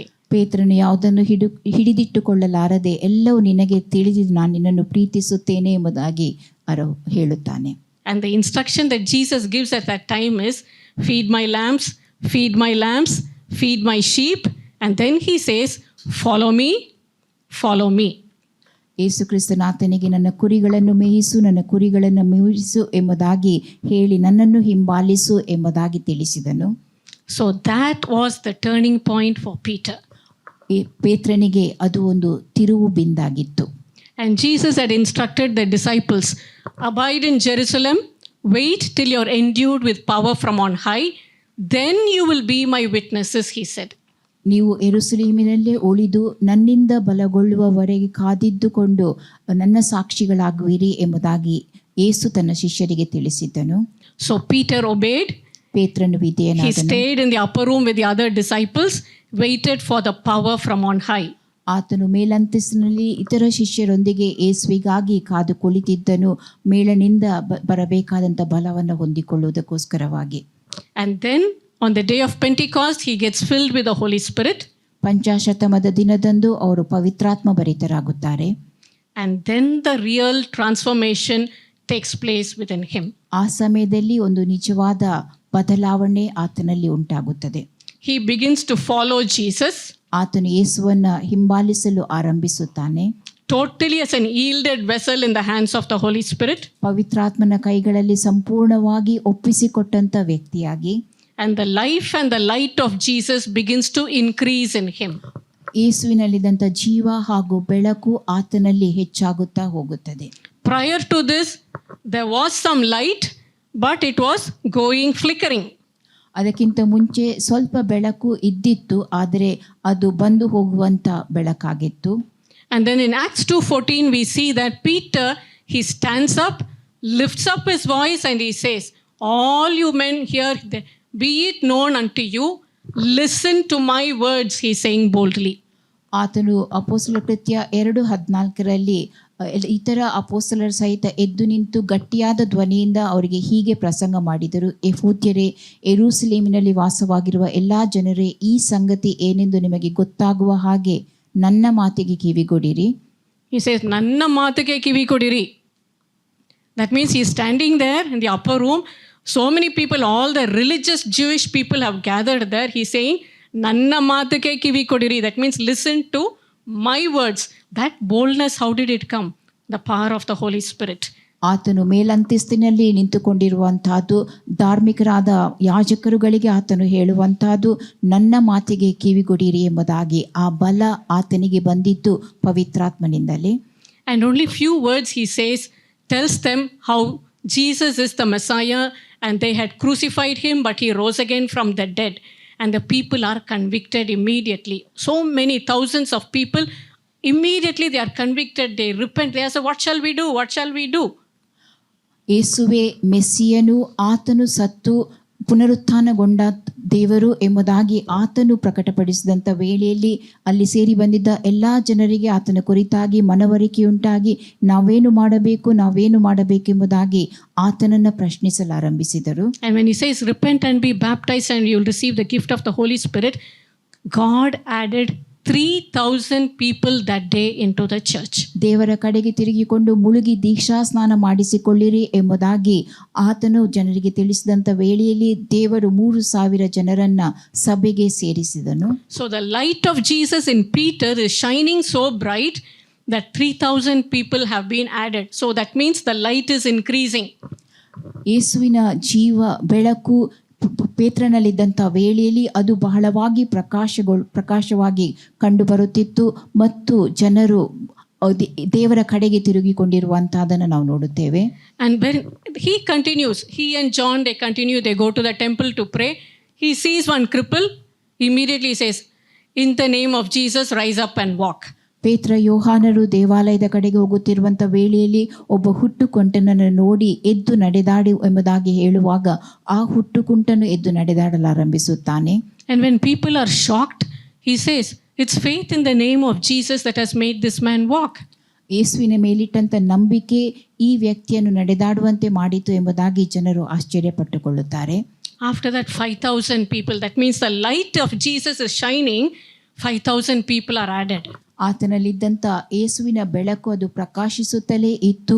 ಆ ಬಳಿಕ 5,000 ಜನರು ಸಭೆಗೆ ಸೇರಿಸಲ್ಪಟ್ಟರು. And all the priests, the elders, the scribes, they only know one thing, this Peter has been with Jesus. ಅಲ್ಲಿದ್ದ ಎಲ್ಲ ಶಾಸ್ತ್ರಿಗಳು, ಎಲ್ಲ ಹಿರಿಯರು, ಯಾಜಕರು ತಿಳಿದುಕೊಂಡಿದ್ದಂಥ ಒಂದು ಸಂಗತಿ, ಈ ವ್ಯಕ್ತಿ ಯೇಸುವಿನೊಂದಿಗೆ ಇದ್ದವನು ಎಂಬುದಾಗಿ. That is why they are bold. ಆ ಕಾರಣದಿಂದಾಗಿ ಅವರು ಧೈರ್ಯವುಳ್ಳವರಾಗಿದ್ದಾರೆ. And because of the great power of God upon them, they could give witness well, and great grace was on them also. ದೇವರ ದೊಡ್ಡ ಬಲ ಅವರಲ್ಲಿ ಕಾರ್ಯನಡೆಸುತ್ತಿದ್ದಂಥ ವೇಳೆಯಲ್ಲಿ ಅವರು ಧೈರ್ಯದಿಂದ ಮಾತನಾಡುವುದು ಸಾಧ್ಯವಾಗಿತ್ತು. Shall we all say? ನಾವು ಕೂಡ ಹೇಳೋಣ, Lord, I need your great power and your great grace. ನಿನ್ನ ದೊಡ್ಡ ಬಲ ಹಾಗೂ ದೊಡ್ಡ ಕೃಪೆ ನನಗೆ ಅಗತ್ಯ. Fill me with your power, fill me with your grace. ನಿನ್ನ ಶಕ್ತಿಯಿಂದಲೂ ನಿನ್ನ ಕೃಪೆಯಿಂದಲೂ ನನ್ನನ್ನು ತುಂಬಿಸು. I will submit myself wholly, unconditionally to follow you. ಸಂಪೂರ್ಣವಾಗಿ ಯಾವ ಷರತ್ತಿಲ್ಲದೆ ನಾನು ನಿನ್ನನ್ನು ಹಿಂಬಾಲಿಸುವಂತೆ ಒಪ್ಪಿಸಿಕೊಡುತ್ತೇನೆ. And it doesn't stop there. ಮತ್ತು ಅಲ್ಲಿಗೆ ನಿಲ್ಲಿಸಲಿಲ್ಲ. the people are increasing, ಜನರು ಹೆಚ್ಚುತ್ತಾ ಹೋದರು. and those of them who are following Jesus, they are a separate group. Now in thousands, more than 8,000 they are there. ಯೇಸುವನ್ನು ಹಿಂಬಾಲಿಸುತ್ತಿದ್ದಂಥ ಜನರು ಒಂದು ದೊಡ್ಡ ಗುಂಪಾಗಿ 8,000 ಜನಕ್ಕಿಂತಲೂ ಹೆಚ್ಚು ದೊಡ್ಡ ಗುಂಪಾಗಿತ್ತು. They are selling their property and bringing it and laying it at the apostles' feet, and they are all sharing. It's like a community living. Everyone is sharing what they are having. ಅವರು ತಮ್ಮ ಆಸ್ತಿಯನ್ನೆಲ್ಲ ಮಾರಿ ಈ ಶಿಷ್ಯರ ಬಳಿಗೆ ತಂದುಕೊಟ್ಟು ಎಲ್ಲವನ್ನು ಅವರು ಸಮಾನವಾಗಿ ಹಂಚಿಕೊಂಡಿದ್ದರು. And the Holy Spirit's wisdom operates in Peter. ಪವಿತ್ರಾತ್ಮನ ಜ್ಞಾನ ಅದು ಪೇತ್ರನಲ್ಲಿ ಕಾರ್ಯನಡೆಸುತ್ತಿತ್ತು. Just one look at Ananias and he says, "Why have you allowed Satan to fill your heart?" ಅನನೀಯನನ್ನು ನೋಡಿ ದೃಷ್ಟಿಸಿ ನೋಡಿ, ಯಾಕೆ ಸೈತಾನನು ನಿನ್ನ ಹೃದಯದಲ್ಲಿ ಕಾರ್ಯನಡೆಸುವಂತೆ ಮಾಡಿದ್ದಿ ಎಂಬುದಾಗಿ ಪ್ರಶ್ನಿಸುತ್ತಾನೆ. And when Ananias tells the lie, God strikes, he falls down dead. ಅನನೀಯನು ಸುಳ್ಳು ಹೇಳಿದಂಥ ವೇಳೆಯಲ್ಲಿ ಆತನು ಅಲ್ಲೇ ಸತ್ತು ಹೋಗುತ್ತಾನೆ. That means the life of Jesus in Peter was giving him that wisdom, that discernment to speak correctly to Ananias. ಯೇಸುವಿನಲ್ಲಿದ್ದಂಥ ಜೀವ ಪೇತ್ರನಲ್ಲಿ ಕಾರ್ಯನಡೆಸುತ್ತಾ ಆತನಿಗೆ ಬೇಕಾದಂಥ ಜ್ಞಾನ ವಿವೇಕವೆಲ್ಲವನ್ನು ಕೊಟ್ಟು ಆತನು ಸರಿಯಾದುದನ್ನು ನುಡಿಯುವಂತೆ ಮಾಡುತ್ತಿತ್ತು. Uncompromising holiness. ಯಾವ ಒಪ್ಪಂದವನ್ನು ಮಾಡಿಕೊಳ್ಳದಂತು ಪರಿಶುದ್ಧತೆ. Born again, baptized in water and the Holy Spirit, Ananias, because of the lust for money, to hoard the money, he has opened the heart and Satan has filled his heart. That means the Holy Spirit is in him, but he has opened the door to Satan, and Satan is also inside of him.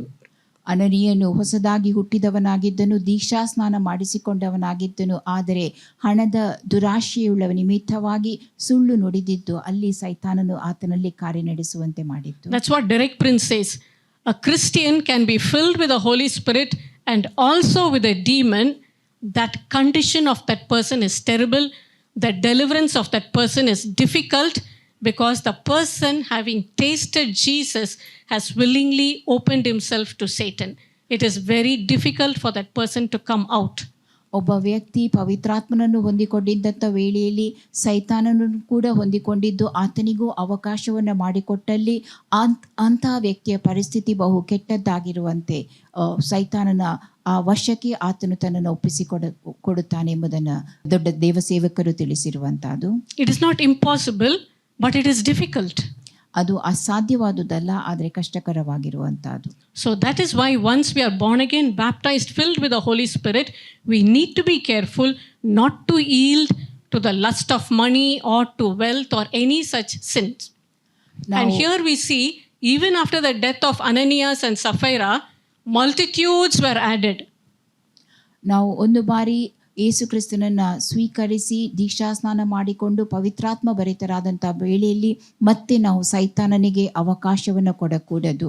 ಇಲ್ಲಿ ಸಫೈರಾ ಹಾಗೂ ಅನನೀಯನು ಸತ್ತ ಬಳಿಕವೂ ಹೆಚ್ಚಿನ ಜನರು ಸಭೆಗೆ ಸೇರಿಕೊಂಡಿರುವಂಥದ್ದನ್ನು ನಾವು ನೋಡುತ್ತೇವೆ. That means the life and light of Jesus in Peter is shining more and more. ಇದರ ಅರ್ಥ ಯೇಸುವಿನ ಜೀವ ಅದು ಪೇತ್ರನಲ್ಲಿ ಇದ್ದು ಅದು ಹೆಚ್ಚು ಹೆಚ್ಚಾಗಿ ಪ್ರಕಾಶಿಸುತ್ತಾ ಇತ್ತು. And this is remarkable. Acts 5:15, it says they brought all the sick people, that at least the shadow of Peter passing by might overshadow some of them. And what happens is they were healed, everyone. ಅಪೊಸ್ತಲ ಕೃತ್ಯ 5:15 ನಾವು ನೋಡುವಂತಹದ್ದು, ರೋಗಿಗಳನ್ನು ಅವರು ಪೇತ್ರನ ಬಳಿಗೆ ತರುವಾಗ ಪೇತ್ರನ ನೆರಳು ಅವರ ಮೇಲೆ ಬಿದ್ದಾಗ ಅವರು ಕೂಡ ಸ್ವಸ್ಥರಾಗುತ್ತಾ ಇದ್ದಿರುವಂತಹದ್ದು. Jesus healed everyone. ಯೇಸು ಎಲ್ಲರನ್ನೂ ಕೂಡ ಸ್ವಸ್ಥಪಡಿಸಿದನು. But about the shadow of Jesus no mention is made. ಆದರೆ ಯೇಸುವಿನ ನೆರಳಿನ ಕುರಿತು ಎಲ್ಲೂ ತಿಳಿಸಲಾಗಿಲ್ಲ. Here Peter's shadow falls on them and they are becoming well. ಇಲ್ಲಿ ಪೇತ್ರನ ನೆರಳು ರೋಗಿಗಳ ಮೇಲೆ ಬಿದ್ದಾಗ ರೋಗಿಗಳು ವಾಸಿಯಾಗಿರುವಂತಹದನ್ನು ನಾವು ನೋಡುತ್ತೇವೆ. Demons leave the people. ದೆವ್ವಗಳು ಆ ಜನರನ್ನ ಬಿಟ್ಟು ಓಡಿ ಹೋಗುತ್ತಿದ್ದವು. Can you imagine, you are walking, your shadow is falling on someone and that person is becoming well, the person is becoming delivered. Can you imagine such things? ನೀವೇ ಊಹಿಸಿ, ನೀವು ನಡೆದಾಡಿಕೊಂಡು ಹೋಗುವ ವೇಳೆಯಲ್ಲಿ ಒಬ್ಬ ವ್ಯಕ್ತಿಯ ಮೇಲೆ ನಿಮ್ಮ ನೆರಳು ಬಿದ್ದಾಗ ಆ ವ್ಯಕ್ತಿಯಲ್ಲಿದ್ದಂಥ ದೆವ್ವಗಳು ಹೊರಟು ಹೋಗುವಂತಹದ್ದು, ರೋಗಿಗಳು Not to test your shadow. ನಿಮ್ಮ ನೆರಳನ್ನು ಪರೀಕ್ಷಿಸುವುದಕ್ಕೋಸ್ಕರವಾಗಿ ಅಲ್ಲ. Peter never thought of that. ಪೇತ್ರನು ಇದರ ಕುರಿತು ಎಂದು ಯೋಚಿಸಿಯೂ ಇರಲಿಲ್ಲ. He simply walked. ಆತನು ಸರಳವಾಗಿ ನಡೆದುಕೊಂಡು ಹೋಗುತ್ತಾ ಇದ್ದನು. But Jesus within him, that eternal life of Jesus in him, that was causing the healing to take place left and right. ಪೇತ್ರನಲ್ಲಿದ್ದಂಥ ಯೇಸುವಿನ ನಿತ್ಯ ಜೀವ ಅದು ಅಲ್ಲಿ ಕಾರ್ಯ ನಡೆಸುತ್ತಾ ಇದ್ದು ರೋಗಿಗಳನ್ನು ಗುಣಪಡಿಸುತ್ತಿತ್ತು.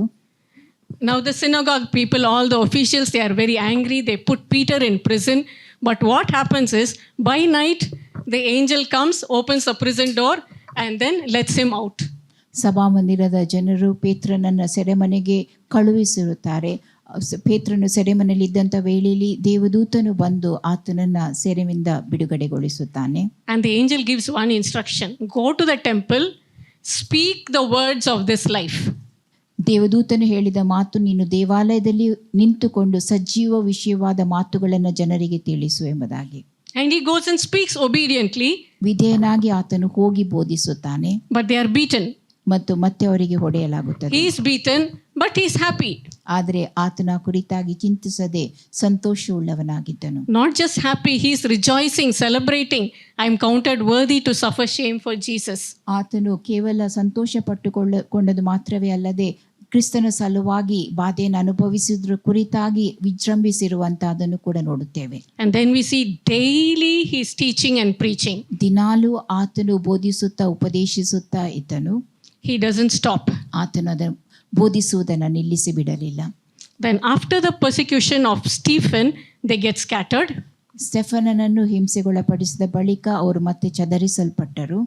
But Peter has risen to a certain position. ಆದರೆ ಒಂದು ಒಳ್ಳೆಯ ಸ್ಥಾನಕ್ಕೆ ಪೇತ್ರನು ಮೇಲಕ್ಕೆದ್ದು ಬಂದಿದ್ದನು. In Samaria, the people are born again, they are baptized. Philip is the evangelist.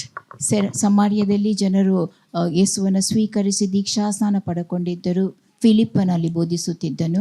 Then Peter and John are sent there to lay hands on the people so that they will receive the gift of the Holy Spirit. ಅಲ್ಲಿರುವ ಜನರು ಪವಿತ್ರಾತ್ಮ ವರವನ್ನು ಹೊಂದಿಕೊಳ್ಳುವಂತೆ ಪೇತ್ರ ಯೋಹಾನರನ್ನು ಅಲ್ಲಿ ಕಳುಹಿಸಿ ಅವರು ಆ ಜನರ ಮೇಲೆ ಕೈಗಳನ್ನಿಡುವಂತೆ ಮಾಡಿದರು. And he goes, lays hand, everyone, they are all receiving the Holy Spirit. And there is one sorcerer who believes and gets baptized, but the love of money is still in him. The demon is still in him. And he tells Peter, I will give you money, give me the power of this Holy Spirit. ಪೇತ್ರ ಯೋಹಾನರು ಅಲ್ಲಿದ್ದ ಜನರ ಮೇಲೆ ಕೈಯನ್ನಿಟ್ಟಾಗ ಅಲ್ಲಿಯ ಎಲ್ಲ ಜನರು ಪವಿತ್ರಾತ್ಮ ವರವನ್ನು ಹೊಂದಿಕೊಂಡರು. ಅಲ್ಲಿ ಒಬ್ಬ ಮಾಟ ಮಂತ್ರವನ್ನು ಮಾಡುತ್ತಿದ್ದಂಥ ವ್ಯಕ್ತಿ ಯೇಸುವನ್ನು ಸ್ವೀಕರಿಸಿದನು, ದೀಕ್ಷಾ ಸ್ನಾನ ಮಾಡಿಸಿಕೊಂಡಿದ್ದನು. ಆದರೆ ಆತನಲ್ಲಿ ಹಣದಾಶೆಯುಳ್ಳವನಾಗಿದ್ದು ಆತನು ಪವಿತ್ರಾತ್ಮ ವರವನ್ನು ಹೊಂದಿಕೊಳ್ಳುವುದಕ್ಕೋಸ್ಕರವಾಗಿ ತಾನು ಅವರಂತೆ ಕಾರ್ಯ ನಡೆಸುವುದಕ್ಕೋಸ್ಕರವಾಗಿ ಹಣವನ್ನು ಕೊಡುತ್ತೇನೆ ಎಂಬುದಾಗಿ ತಿಳಿಸಿದನು. And Peter boldly says, your money perish with you. ಆದರೆ ಪೇತ್ರನು ಧೈರ್ಯದಿಂದ ನಿನ್ನೊಂದಿಗೆ ನಿನ್ನ ಹಣವು ನಾಶವಾಗಿ ಹೋಗಲಿ ಎಂಬುದಾಗಿ ಹೇಳಿದನು. He doesn't say only your money perish with you. ನಿನ್ನೊಂದಿಗೆ ಆ ಹಣವು ನಾಶವಾಗಿ ಹೋಗಲಿ ಎಂಬುದಾಗಿ ಹೇಳಿದನು. ಕೇವಲ ಹಣ ನಾಶವಾಗಿ ಹೋಗಲಿ ಎಂಬುದಾಗಿ ಹೇಳಲಿಲ್ಲ. Uncompromising holiness and boldness to declare. ಅಪವಿತ್ರತೆಯೊಂದಿಗೆ ಒಪ್ಪಂದ ಮಾಡಿಕೊಳ್ಳದೆ ಪವಿತ್ರತೆಯಲ್ಲಿಯೇ ಇದ್ದುಕೊಂಡು ಮುಂದೆ ಸಾಗಿರುವಂತಹದ್ದು. Our ordinary lives can be transformed when we yield completely to Jesus. ನಮ್ಮನ್ನು ನಾವು ಯೇಸುವಿಗೆ ಸಂಪೂರ್ಣವಾಗಿ ಒಪ್ಪಿಸಿಕೊಟ್ಟಂಥ ವೇಳೆಯಲ್ಲಿ ನಮ್ಮ ಜೀವಿತವು ಕೂಡ ಮಾರ್ಪಾಟು ಹೊಂದುತ್ತದೆ. We are born again, we are baptized, but we need that boldness that comes through the power of the Holy Spirit. ನಾವು ಯೇಸುವನ್ನು ಸ್ವೀಕರಿಸಿಕೊಂಡು ಹೊಸದಾಗಿ ಹುಟ್ಟಿದವರಾಗಿದ್ದೇವೆ, ದೀಕ್ಷಾ ಸ್ನಾನ ಮಾಡಿಸಿಕೊಂಡಿದ್ದೇವೆ. ಆದರೆ ಧೈರ್ಯವನ್ನು ಹೊಂದುವುದಕ್ಕೋಸ್ಕರವಾಗಿ ಪರಿಶುದ್ಧವಾದ ಜೀವಿತವನ್ನು ನಾವು ಆತನಿಗೆ ಸಂಪೂರ್ಣವಾಗಿ ಒಪ್ಪಿಸಿಕೊಟ್ಟ ಜೀವಿತವನ್ನು ನಾವು ನಡೆಸಬೇಕು. We need to follow Jesus every day. ಪ್ರತಿನಿತ್ಯವೂ ನಾವು ಯೇಸುವನ್ನು ಹಿಂಬಾಲಿಸುವವರಾಗಿರಬೇಕು. Follow means obey Jesus. ಹಿಂಬಾಲಿಸುವುದೆಂಬುದಾಗಿ ಹೇಳುವಾಗ ಯೇಸುವಿಗೆ ವಿಧೇಯರಾಗಿ ಜೀವಿಸುವಂತಹದ್ದು. That's why Paul told Timothy, endure hardness as a good soldier of Jesus Christ. ಯೇಸು ಕ್ರಿಸ್ತನ ಒಳ್ಳೆಯ ಸೈನಿಕನಂತೆ ನೀನು ಕಠಿಣವಾದ ಪರಿಸ್ಥಿತಿಯಲ್ಲಿ ತಾಳ್ಮೆಯುಳ್ಳವನಾಗಿರಬೇಕು ಎಂಬುದಾಗಿ ಅಪೊಸ್ತಲನಾದ ಪೌಲನು ತಿಮೋಥಿಯನಿಗೆ ತಿಳಿಸಿದ್ದನು. To be a disciple of Jesus means to have a discipline to follow Jesus. ಯೇಸು ಕ್ರಿಸ್ತನ ಶಿಷ್ಯನಾಗುವುದಕ್ಕೋಸ್ಕರವಾಗಿ ಯೇಸುವನ್ನ ಹಿಂಬಾಲಿಸುವುದಕ್ಕೆ ಶಿಸ್ತುಳ್ಳವನಾಗಿರಬೇಕು ಎಂಬುದಾಗಿ. Not when it is convenient, but at all times. ಅನುಕೂಲವಾದ ಪರಿಸ್ಥಿತಿಯಲ್ಲಿ ಮಾತ್ರವೇ ಅಲ್ಲ, ಎಲ್ಲಾ ಸಮಯದಲ್ಲಿಯೂ. And Peter, he does so many other things. Here, there is a man in Acts chapter 9:33. We see that in Lydda, he tells a man who is sick of, he has the palsy. He says, "Get up," and that man is made all right. ಲುದ್ದದಲ್ಲಿ ಒಬ್ಬ ಪಾರ್ಶ್ವವಾಯು ರೋಗಿಯನ್ನ ಆತನ ಬಳಿಗೆ ಬಂದಾಗ ಆತನು ಎದ್ದು ನಡೆದಾಡುವಂತೆ ಮಾಡಿರುವಂತಹದನ್ನು ನೋಡುತ್ತೇವೆ. He only says, "Aeneas, Jesus Christ makes you whole. Arise, make your bed." ಐನಿಯನೇ, ಯೇಸು ಕ್ರಿಸ್ತನು ನಿನ್ನನ್ನು ವಾಸಿ ಮಾಡುತ್ತಾನೆ, ಎದ್ದು ನಿನ್ನ ಹಾಸಿಗೆಯನ್ನು ಹಾಸಿಕೋ ಎಂಬುದಾಗಿ ಹೇಳಿದಾಗ ಆ ಪಾರ್ಶ್ವವಾಯು ರೋಗಿ ಎದ್ದು ನಿಂತಿದ್ದಾನೆ. There is no struggle on the part of Peter. ಪೇತ್ರನು ಯಾವುದೇ ರೀತಿಯಂತ ಒಂದು ಪ್ರಯಾಸ ಹೋರಾಟವನ್ನ ಮಾಡಲಿಲ್ಲ. He just speaks what Jesus has told him. He does what Jesus has told him to do, and it happens. ಯೇಸು ಕ್ರಿಸ್ತನು ಏನು ಮಾಡಬೇಕೆಂಬುದಾಗಿ ಆತನಿಗೆ ತಿಳಿಸಿದ್ದನು, ಅದನ್ನು ಮಾತ್ರವೇ ಆತನು ಮಾಡುತ್ತಿದ್ದನು ಮತ್ತು ಅದರಂತೆ ನಡೆಯುತ್ತಾ ಇತ್ತು. And the villages of Lydda and Saron are added to God. ಲುದ್ದ ಹಾಗೂ ಸಾರೋಣ ಪ್ರಾಂತ್ಯದಲ್ಲಿರುವ ಎಲ್ಲ ಜನರು ದೇವರ ಕಡೆಗೆ ತಿರುಗಿಕೊಂಡರು.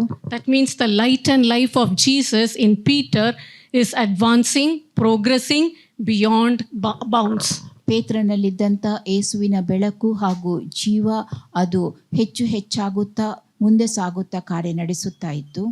And later on in the house of Peter, in the house of Cornelius also, as he is speaking the word of God, God pours out the Holy Spirit on all the household of Cornelius. ಕೊರ್ನೇಲಿಯನ ಮನೆಯಲ್ಲಿ ಪೇತ್ರನು ಬೋಧಿಸುತ್ತಿದ್ದಂಥ ವೇಳೆಯಲ್ಲಿ ದೇವರು ಪವಿತ್ರಾತ್ಮ ವರವನ್ನ ಅಲ್ಲಿ ಸುರಿಸಿರುವಂತಹದ್ದು, ಎಲ್ಲರೂ ಪವಿತ್ರಾತ್ಮ ಭರಿತರಾಗಿರುವಂತಹದನ್ನು ನೋಡುತ್ತೇವೆ. And again he is put in prison. ಮತ್ತೆ ಆತನನ್ನ ಸೆರೆಗೆ ಹಾಕಲಾಯಿತು. Again the angel brings him out. ಆ ಬಳಿಕ ಮತ್ತೆ ದೇವದೂತನು ಆತನನ್ನ ಹೊರತರುತ್ತಾನೆ. And from then on he continues the work of God. ಆ ಬಳಿಕ ದೇವರ ಕಾರ್ಯವನ್ನು ನಡೆಸುವುದರಲ್ಲಿ ಆತನು ಮುಂದುವರಿಯುತ್ತಾನೆ. And when he dies, he is crucified during the reign of Emperor Nero. ಚಕ್ರವರ್ತಿಯಾದ ನೀರೋನ ಸಮಯದಲ್ಲಿ ಆತನನ್ನ ಶಿಲುಬೆಗೆ ಹಾಕಲಾಗುತ್ತದೆ. His age would have been between 62 and 67. ಆತನ ಪ್ರಾಯ ಆ ಸಮಯದಲ್ಲಿ 62ರಿಂದ 67 ವರ್ಷದ ಮಧ್ಯೆ ಇದ್ದಿರಬಹುದು. He began with a flickering light. ಆತನು ಚಂಚಲವಾಗಿ ಉರಿಯುವಂತ ಬೆಳಕಂತೆ ಆತನು ತನ್ನ ಕಾರ್ಯವನ್ನ ಆರಂಭಿಸಿದ್ದನು. Ups and downs. ಮೇಲೆ ಕೆಳಗು ಅದು ಮುಂದೆ ಸಾಗುತ್ತಾ ಇತ್ತು. Emotional and impulsive. ಭಾವುಕನಾಗಿ ಆವೇಶಕ್ಕೊಳಗಾಗುತ್ತಿದ್ದಂಥ ವ್ಯಕ್ತಿಯಾಗಿದ್ದನು. But there was a turning point when Jesus said, "Follow me," and he followed, and he was filled with the Holy Spirit. There was no turning back.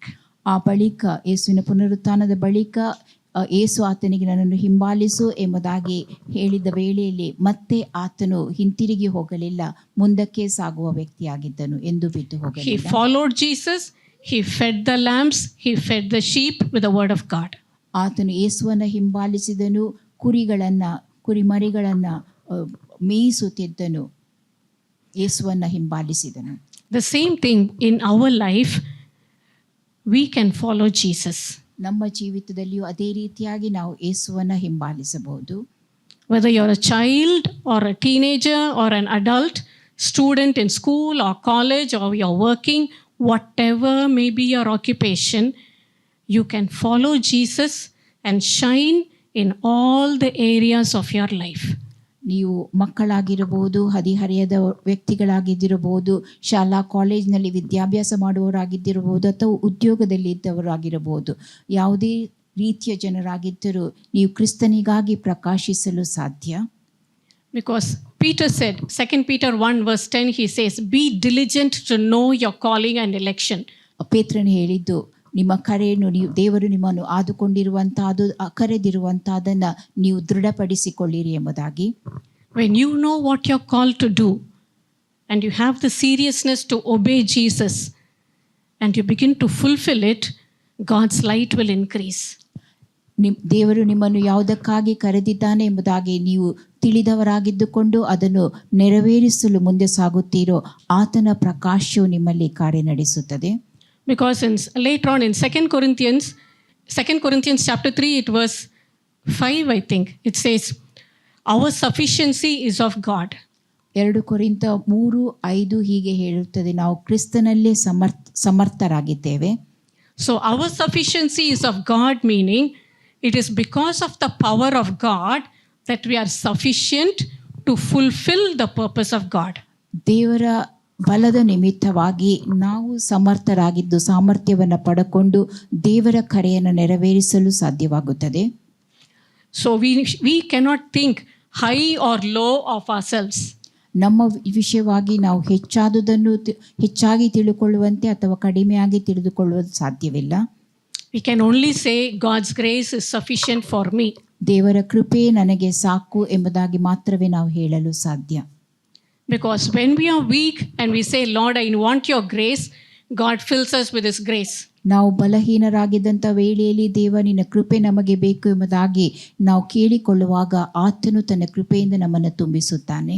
When we have only 5% strength, physical strength, we can say, Lord, I need 95% strength to finish the work you have called me to do. ನಮ್ಮ ಶಾರೀರಿಕ ಸಾಮರ್ಥ್ಯ 5% ಮಾತ್ರವೇ ಇದ್ದಾಗ ನಾವು ಮಾಡಬೇಕಾದಂಥ ಕಾರ್ಯಗಳನ್ನು ನೆರವೇರಿಸಲು ನಿನ್ನ ಶಕ್ತಿ ನಮಗೆ ಅಗತ್ಯವಿದೆ ಎಂಬುದನ್ನು ನಾವು ಕೇಳಿಕೊಳ್ಳುವವರಾಗಿರಬೇಕು. Or if our willingness and love to serve God, we don't feel it. We only need to say, Lord, fill me again with 90% of the willingness and your love. ನಾವು ದೇವರ ಸೇವೆಯನ್ನು ಮಾಡಬೇಕೆಂಬುದಾಗಿ ಬಯಸಿದಾಗ ಅವನ ಬಯಕೆ ಮಾಡಿದಂಥ ವೇಳೆಯಲ್ಲಿ ನಿನ್ನ ಶಕ್ತಿಯಿಂದ ನಮ್ಮನ್ನು ತುಂಬಿಸು ಎಂಬುದಾಗಿ ಆ 90% ಬಲ ಆತನಿಂದ ಬಂದು ಒದಗುತ್ತದೆ. Paul told Timothy, stir up the love, courage and wisdom that has been put inside of you. ನಿನ್ನ ಮೇಲೆ ಇಡಲ್ಪಟ್ಟಂಥ ಪ್ರೀತಿ, ಧೈರ್ಯ ಇವೆಲ್ಲವುಗಳನ್ನು ನೀನು ನಿನ್ನಲ್ಲಿ ಹುರಿದುಂಬಿಸು ಎಂಬುದಾಗಿ ಪೌಲನು ತಿಮೊಥೆಯನಿಗೆ ತಿಳಿಸಿರುವಂಥದ್ದು. And that is how, as we keep looking unto Jesus, we will be transformed.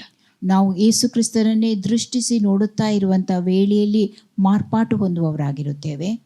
And I want the other example which Paul gives is to Timothy 1:4-15. He says, meditate upon these things, meditate upon the word of God, give yourself wholly to it, that your profiting may appear to all.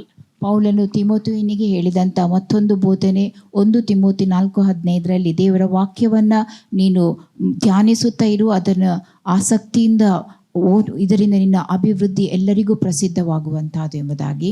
So that means the life of Jesus in us, it should be seen by others also. ನಮ್ಮಲ್ಲಿರುವ ಕ್ರಿಸ್ತನ ಬೆಳಕು ಅದು ಇತರರು ನಮ್ಮಲ್ಲಿ ಅದನ್ನು ಕಾಣುವಂತಾಗಬೇಕು. We can't keep Jesus hidden inside our heart. ಯೇಸುವನ್ನು ನಮ್ಮ ಹೃದಯದಲ್ಲಿ ನಾವು ಮರೆಮಾಡಿಡಲು ಸಾಧ್ಯವಿಲ್ಲ. What is inside of you will be revealed. ನಮ್ಮೊಳಗೆ ಏನಿದೆಯೋ ಅದು ಪ್ರಕಟಗೊಳ್ಳುತ್ತದೆ.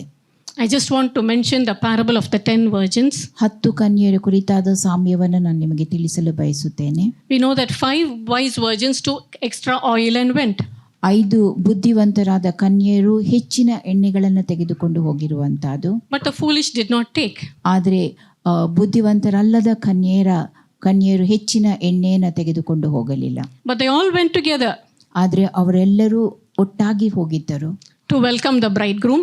ಮದಲಿಂಗನನ್ನು ಎದುರುಗೊಳ್ಳುವುದಕ್ಕೋಸ್ಕರ. They all waited together, they all slept together, they all woke up together. ಅವರು ಎಲ್ಲರೂ ಒಟ್ಟಾಗಿ ಕಾಯುತ್ತಿದ್ದರು, ಒಟ್ಟಾಗಿ ನಿದ್ರಿಸಿದರು, ಒಟ್ಟಾಗಿ ಎದ್ದರು ಕೂಡ. But only thing is, the wise women, they had extra oil to keep their lamps burning. ಆದರೆ ಬುದ್ಧಿವಂತರಾದ ಕನ್ಯರ ಬಳಿ ಅವರ ದೀಪವು ಉರಿಯುವಂತೆ ಮಾಡಲು ಹೆಚ್ಚಿನ ಎಣ್ಣೆ ಅವರ ಬಳಿ ಇದ್ದಿತು. The others did not have. ಆದರೆ ಬುದ್ಧಿಹೀನರಾದ ಕನ್ಯರ ಬಳಿ ಅದಿರಲಿಲ್ಲ. That means if the life and light of Jesus is burning within us, it is our duty to keep it fueled so that it keeps on burning till the very end of our lives. ಯೇಸುವಿನ ಜೀವ ಹಾಗೂ ಬೆಳಕು ನಮ್ಮಲ್ಲಿ ಪ್ರಕಾಶಿಸುತ್ತಿರುವಂಥ ವೇಳೆಯಲ್ಲಿ ಅದು ಕೊನೆಯವರೆಗೂ ಉರಿಯುತ್ತಲೇ ಪ್ರಕಾಶಿಸುತ್ತಲೇ ಇರುವಂತೆ ನೋಡಿಕೊಳ್ಳುವಂಥದ್ದು ನಮ್ಮ ಕರ್ತವ್ಯವಾಗಿರುತ್ತದೆ. I remember a funny story. ಒಂದು ತಮಾಷೆಯ ಕಥೆಯನ್ನು ನಾನು ನೆನಪು ಮಾಡಿಕೊಳ್ಳುತ್ತಾ ಇದ್ದೇನೆ. A family, they started early morning, traveled by car to go and attend a wedding in another town. ಮತ್ತೊಂದು town or village. ಮತ್ತೊಂದು ಹಳ್ಳಿಯಲ್ಲಿ ನಡೆಯಬೇಕಾದಂಥ ವಿವಾಹ ಕಾರ್ಯದಲ್ಲಿ ಪಾಲ್ಗೊಳ್ಳುವುದಕ್ಕೋಸ್ಕರವಾಗಿ ಒಂದು ಕುಟುಂಬ ಮುಂಜಾನೆ ವೇಳೆಯಲ್ಲಿ ಮನೆಯಿಂದ ಹೊರಟು ಹೋದರು. Halfway through, a little bit, they are outside the town, the car stops. ಅವರು ಕಾರ್ನಲ್ಲಿ ಪ್ರಯಾಣ ಬೆಳೆಸುತ್ತಿದ್ದಂಥ ವೇಳೆಯಲ್ಲಿ ಅರ್ಧ ಮಾರ್ಗವನ್ನು ಅವರು ತಲುಪಿದ ವೇಳೆ ಕಾರು ಅಲ್ಲಿ ನಿಂತು ಹೋಗುತ್ತದೆ. And the father says, no petrol. ತಂದೆ ಹೇಳುತ್ತಾನೆ ಕಾರ್ನಲ್ಲಿ ಪೆಟ್ರೋಲ್ ಇಲ್ಲ ಎಂಬುದಾಗಿ. What to do? ಏನು ಮಾಡೋದು? No shops. They are outside the town. No shops. ಅವರು ಪಟ್ಟಣದಿಂದ ಹೊರಕ್ಕೆ ಹೋಗಿರುತ್ತಾರೆ, ಅಲ್ಲಿ ಯಾವ ಅಂಗಡಿಯೂ ಇರುವುದಿಲ್ಲ. All of them well dressed to attend the wedding and to have the wedding lunch. ಅವರು ಉತ್ತಮವಾದ ಉಡುಗೆಯನ್ನು ತೊಟ್ಟುಕೊಂಡು ಹೋಗಿದ್ದರು ವಿವಾಹ ಕಾರ್ಯದಲ್ಲಿ ಪಾಲ್ಗೊಳ್ಳುವುದಕ್ಕೋಸ್ಕರವಾಗಿ, ವಿವಾಹದ ಔತಣಕೂಟದಲ್ಲಿ ಪಾಲ್ಗೊಳ್ಳುವುದಕ್ಕೋಸ್ಕರವಾಗಿ. The man gets out of the car and with his son tries to ask the help of passers-by whether they will take him back to the town to the petrol bunk to get petrol and come. ಕಾರ್ನಲ್ಲಿದ್ದ ತಂದೆ ಹಾಗೂ ಮಗ ಕಾರ್ನಿಂದ ಕೆಳಗಿಳಿಯುತ್ತಾರೆ. ಹಾದು ಹೋಗುತ್ತಿರುವಂಥ ಕಾರನ್ನು ನಿಲ್ಲಿಸಿ ಆ ಕಾರ್ನಲ್ಲಿರುವವರು ಮತ್ತೆ ಹಿಂದೆ ಅವರನ್ನು ಪೆಟ್ರೋಲನ್ನು ಪಡೆದುಕೊಳ್ಳುವುದಕ್ಕಾಗಿ ಕೊಂಡೊಯ್ಯುತ್ತಾರೋ ಎಂಬುದಾಗಿ ಕೇಳಿಕೊಳ್ಳುತ್ತಾರೆ. But no vehicles at that time of the early morning. ಆದರೆ ಅದು ಮುಂಜಾನೆ ಸಮಯವಾಗಿದ್ದುದರಿಂದ ಅಲ್ಲಿ ಯಾವ ಇತರ ವಾಹನಗಳು ಇರಲಿಲ್ಲ. They walk up, ಅವರು ನಡೆದುಕೊಂಡು ಹೋಗುತ್ತಾರೆ, reach the petrol bunk, petrol ಬಂಕನ್ನು ತಲುಪುತ್ತಾರೆ. borrow bottles from him, from the petrol bunk owner, fills them with the petrol, then they walk back. ಅವರು ಕುಪ್ಪಿಯನ್ನು ತೆಗೆದುಕೊಂಡು ಅದರಲ್ಲಿ ಪೆಟ್ರೋಲನ್ನು ತುಂಬಿಸಿ ಮತ್ತೆ ಕಾರ್ನ ಬಳಿ ಹಿಂತಿರುಗುತ್ತಾರೆ. Then they fill the car. ಕಾರ್ನಲ್ಲಿ ಕಾರ್ಗೆ ಪೆಟ್ರೋಲನ್ನು ತುಂಬಿಸುತ್ತಾರೆ. Then they start the journey. ಮತ್ತೆ ಪ್ರಯಾಣ ಆರಂಭಿಸುತ್ತಾರೆ. And they go reach the village. ಮತ್ತೆ ತಲುಪಬೇಕಾಗಿದ್ದಂಥ ಹಳ್ಳಿಯನ್ನು ತಲುಪುತ್ತಾರೆ. But the hall is empty. ಆದರೆ ಅಲ್ಲಿಯ ಹಾಲ್ ಅದು ಬರಿದಾಗಿತ್ತು, decorated.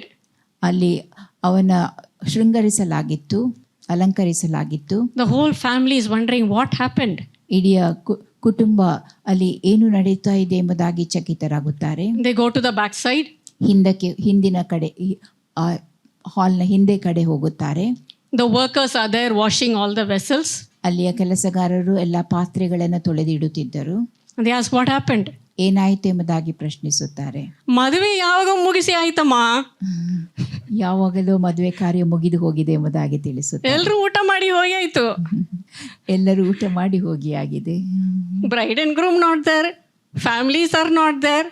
What will they do? ಮದುಮಗಳ ಹಾಗೂ ಅವರ ಕುಟುಂಬದವರು ಯಾರೂ ಅಲ್ಲಿದ್ದಿರಲಿಲ್ಲ. They were so upset. ಅವರು ಬೇಸರಗೊಂಡರು. They were hungry. ಹಸಿವು ಆಗಿತ್ತು. What to do? ಏನು ಮಾಡೋದು? They thought now nothing is there, everything has been cleared up. ಅಲ್ಲಿ ಏನೂ ಉಳಿದಿರಲಿಲ್ಲ, ಎಲ್ಲವನ್ನ ಶುದ್ಧ ಮಾಡಲಾಗಿತ್ತು. We will go on the way again, see if some hotel is open and eat. ಹಿಂತಿರುಗಿ ಹೋಗುವಾಗ ಯಾವುದಾದರೂ ಹೋಟೆಲ್ ಇದೆಯೋ ನೋಡಿ ಅಲ್ಲಿ ನಾವು ಆಹಾರ ಸೇವಿಸಬೇಕೆಂಬುದಾಗಿ ಎಣಿಸಿಕೊಂಡರು. If that happens to us, ಅದೇ ಸಂಗತಿ ನಮ್ಮೊಂದಿಗೆ ನಡೆದಲ್ಲಿ, the foolish virgins, they didn't take extra oil. Here the foolish man didn't check whether the car was filled with petrol. ಬುದ್ಧಿಹೀನರಾದ ಕನ್ಯೆಯರು ತಮ್ಮೊಂದಿಗೆ ಹೆಚ್ಚಿನ ಎಣ್ಣೆಯನ್ನು ತೆಗೆದುಕೊಂಡಿರಲಿಲ್ಲ. ಅದೇ ರೀತಿಯಾಗಿ ಈ ಬುದ್ಧಿಹೀನ ವ್ಯಕ್ತಿ ಕೂಡ ಕಾರ್ನಲ್ಲಿ ಪೆಟ್ರೋಲ್ ಇದೆಯೋ ಇಲ್ಲವೋ ಎಂಬುದಾಗಿ ಪರೀಕ್ಷಿಸಿರಲಿಲ್ಲ. What about our spiritual life? ನಮ್ಮ ಆತ್ಮಿಕ ಜೀವಿತದ ಕುರಿತಾಗಿ ಏನು? We had faith to be born again. ನಾವು ಹೊಸದಾಗಿ ಹುಟ್ಟುವುದಕ್ಕೋಸ್ಕರವಾಗಿ ನಮ್ಮಲ್ಲಿ ನಂಬಿಕೆ ಇತ್ತು. We had obedience to submit in water baptism. ದೀಕ್ಷಾ ಸ್ನಾನ ಪಡೆದುಕೊಳ್ಳುವುದರ ಮೂಲಕವಾಗಿ ನಾವು ವಿಧೇಯರು ಕೂಡ ಆಗಿದ್ದೆವು. Then we desired the Holy Spirit and we said, Lord, fill me with the Holy Spirit. We got filled with the Holy Spirit, started speaking in tongues. ಪವಿತ್ರಾತ್ಮ ಭರಿತರಾಗಬೇಕೆಂಬ ಅಪೇಕ್ಷೆಯಿಂದ ದೇವರೊಡನೆ ಕೇಳಿಕೊಂಡು ಪವಿತ್ರಾತ್ಮ ಭರಿತರಾಗಿ ಅನ್ಯ ಭಾಷೆಯಲ್ಲಿಯೂ ಮಾತನಾಡಲಾರಂಭಿಸಿದೆವು. But based on that, taking it for granted, we can't think we will finish our life well with God's life and light burning in us.